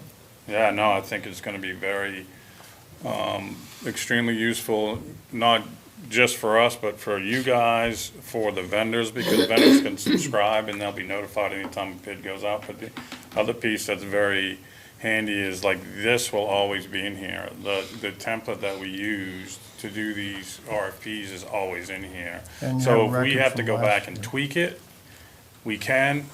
Put a pricing table in there, which we didn't know at the time, but now we know. Like, all of that can be added questions about, like, are you an employee with the city of Ellsworth, or have you been an employee with the city of Ellsworth? You can put that question literally in there for them to answer. So you have that information. And so it's really flexible. We worked our way through it pretty good. And, you know, we have a lot of vendors already subscribed. And I think it's really going to streamline how we do these things going forward. And I would just add that just in the time, because we didn't do the pricing table in the software, I just added a notice with the pricing table for the long lines once it was approved, and it's already been notified to the vendors what the prices were, so just sitting back there. There you go, in real time. If I had my computer, this one would be almost ready to. Somebody's got it. Okay, I any should also further? note that Amanda's in a little bit of trouble tonight. She's technically on vacation, according to our office supply, and she is one of our hardest working employees who never stops working. I told her she didn't have to come. I told her. You don't have to come tonight. I can handle it. Okay, well. I'm glad she did that. I don't want to keep Amanda here any longer than necessary. Do we have considering the discussion, do we have anyone like to make a motion? I'll make a motion, move to approve awarding the 2026 symbol, crosswalk, and pavement marking contract to K5 Corporation in the amount of $53,689 to be paid for from the Public Works Highway Department operating budget, and authorize the city manager to execute all necessary contract documents. Seconded? Second. Further discussion from council? Seeing none, all those in favor? Opposed? Yeas carry. Thank you, guys. Thank you. Okay, agenda item 22. Council order number 04261, discussion and potential action on the consideration of a pre-agreement letter of intent for the future acceptance of the Courthouse Road pursuant to City Ordinance Chapter 56, Article 9, Section 17.3, as outlined in the development agreement with the state judiciary. Deputy City Manager? Yes, this is part of the development agreement that we had, that we developed with the judiciary and the Wardwells as part of the development of the Hancock County Courthouse. It outlined several responsibilities for each party. The permitting of the purchase of the right-of-way for the 66-foot road extending up to the courthouse site. This is for the city. The permitting of that said road, the construction road, the development of the construction road, temporary power to the site, a letter of credit or performance bond, and this pre-agreement. So the pre-agreement essentially is in our ordinance as it states, and it's a letter to the planning department stating that the developer is going to turn over the road to the city once it's complete. So there's no additional funding requirements for this at this point. We are currently in the final stages of developing the construction schedule, cost estimates, and bid documents. And the intent is that that will go out to bid in full. And also we will be looking at a hybrid option for in-house staff to do elements of that final construction of that road as well. And that will be another conversation for a later date when those bids come in and we evaluate internally what it would cost for us to do the final construction of that road. That's kind of like where we're at with that, but this is just a requirement as part of the development agreement to get this part checked off. Any questions from council for Sarah? Councilor Heller? When there's a housing development, the city doesn't accept a road or a development until it's met the specs. What value is this for the city of Ellsworth to say we're going to accept the road without seeing the product? This is a pre-agreement, so it's just saying that once the product is complete, once the specs are complete, then we will officially take the road. It just isn't our intent is that if it is developed to city standards, which that's how our designer did it, to city standards, then we will then take the road over at that point.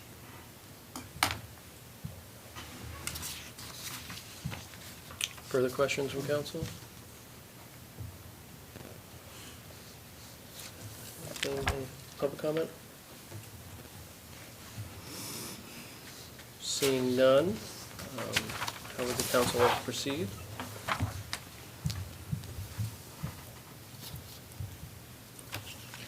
I'll make a motion. Move to approve the pre-agreement pursuant to Chapter 56, Article 9, Section 917.3C of the Ellsworth Unified Development Ordinance, including the City Council's intent to accept Merrill Lane, Courthouse Road as a public street upon completion in accordance with city and Maine DOT standards. Second. Motion is second. Further discussion from council? Seeing none, all those in favor? Opposed? Yeas carry. Thank you. Okay, agenda item 23, executive session to discuss personnel matters in accordance with MRS Title A, Title 1, Chapter 13, Section 405, Paragraph 6A. Thank you all. Thank you. Do I have a motion to go into executive session? I'll make them vacation. Have a good vacation. We got Nancy N. Smith. Do we have a second? Second. Second. All those in favor? Opposed? Executive session? Will somebody just keep track of the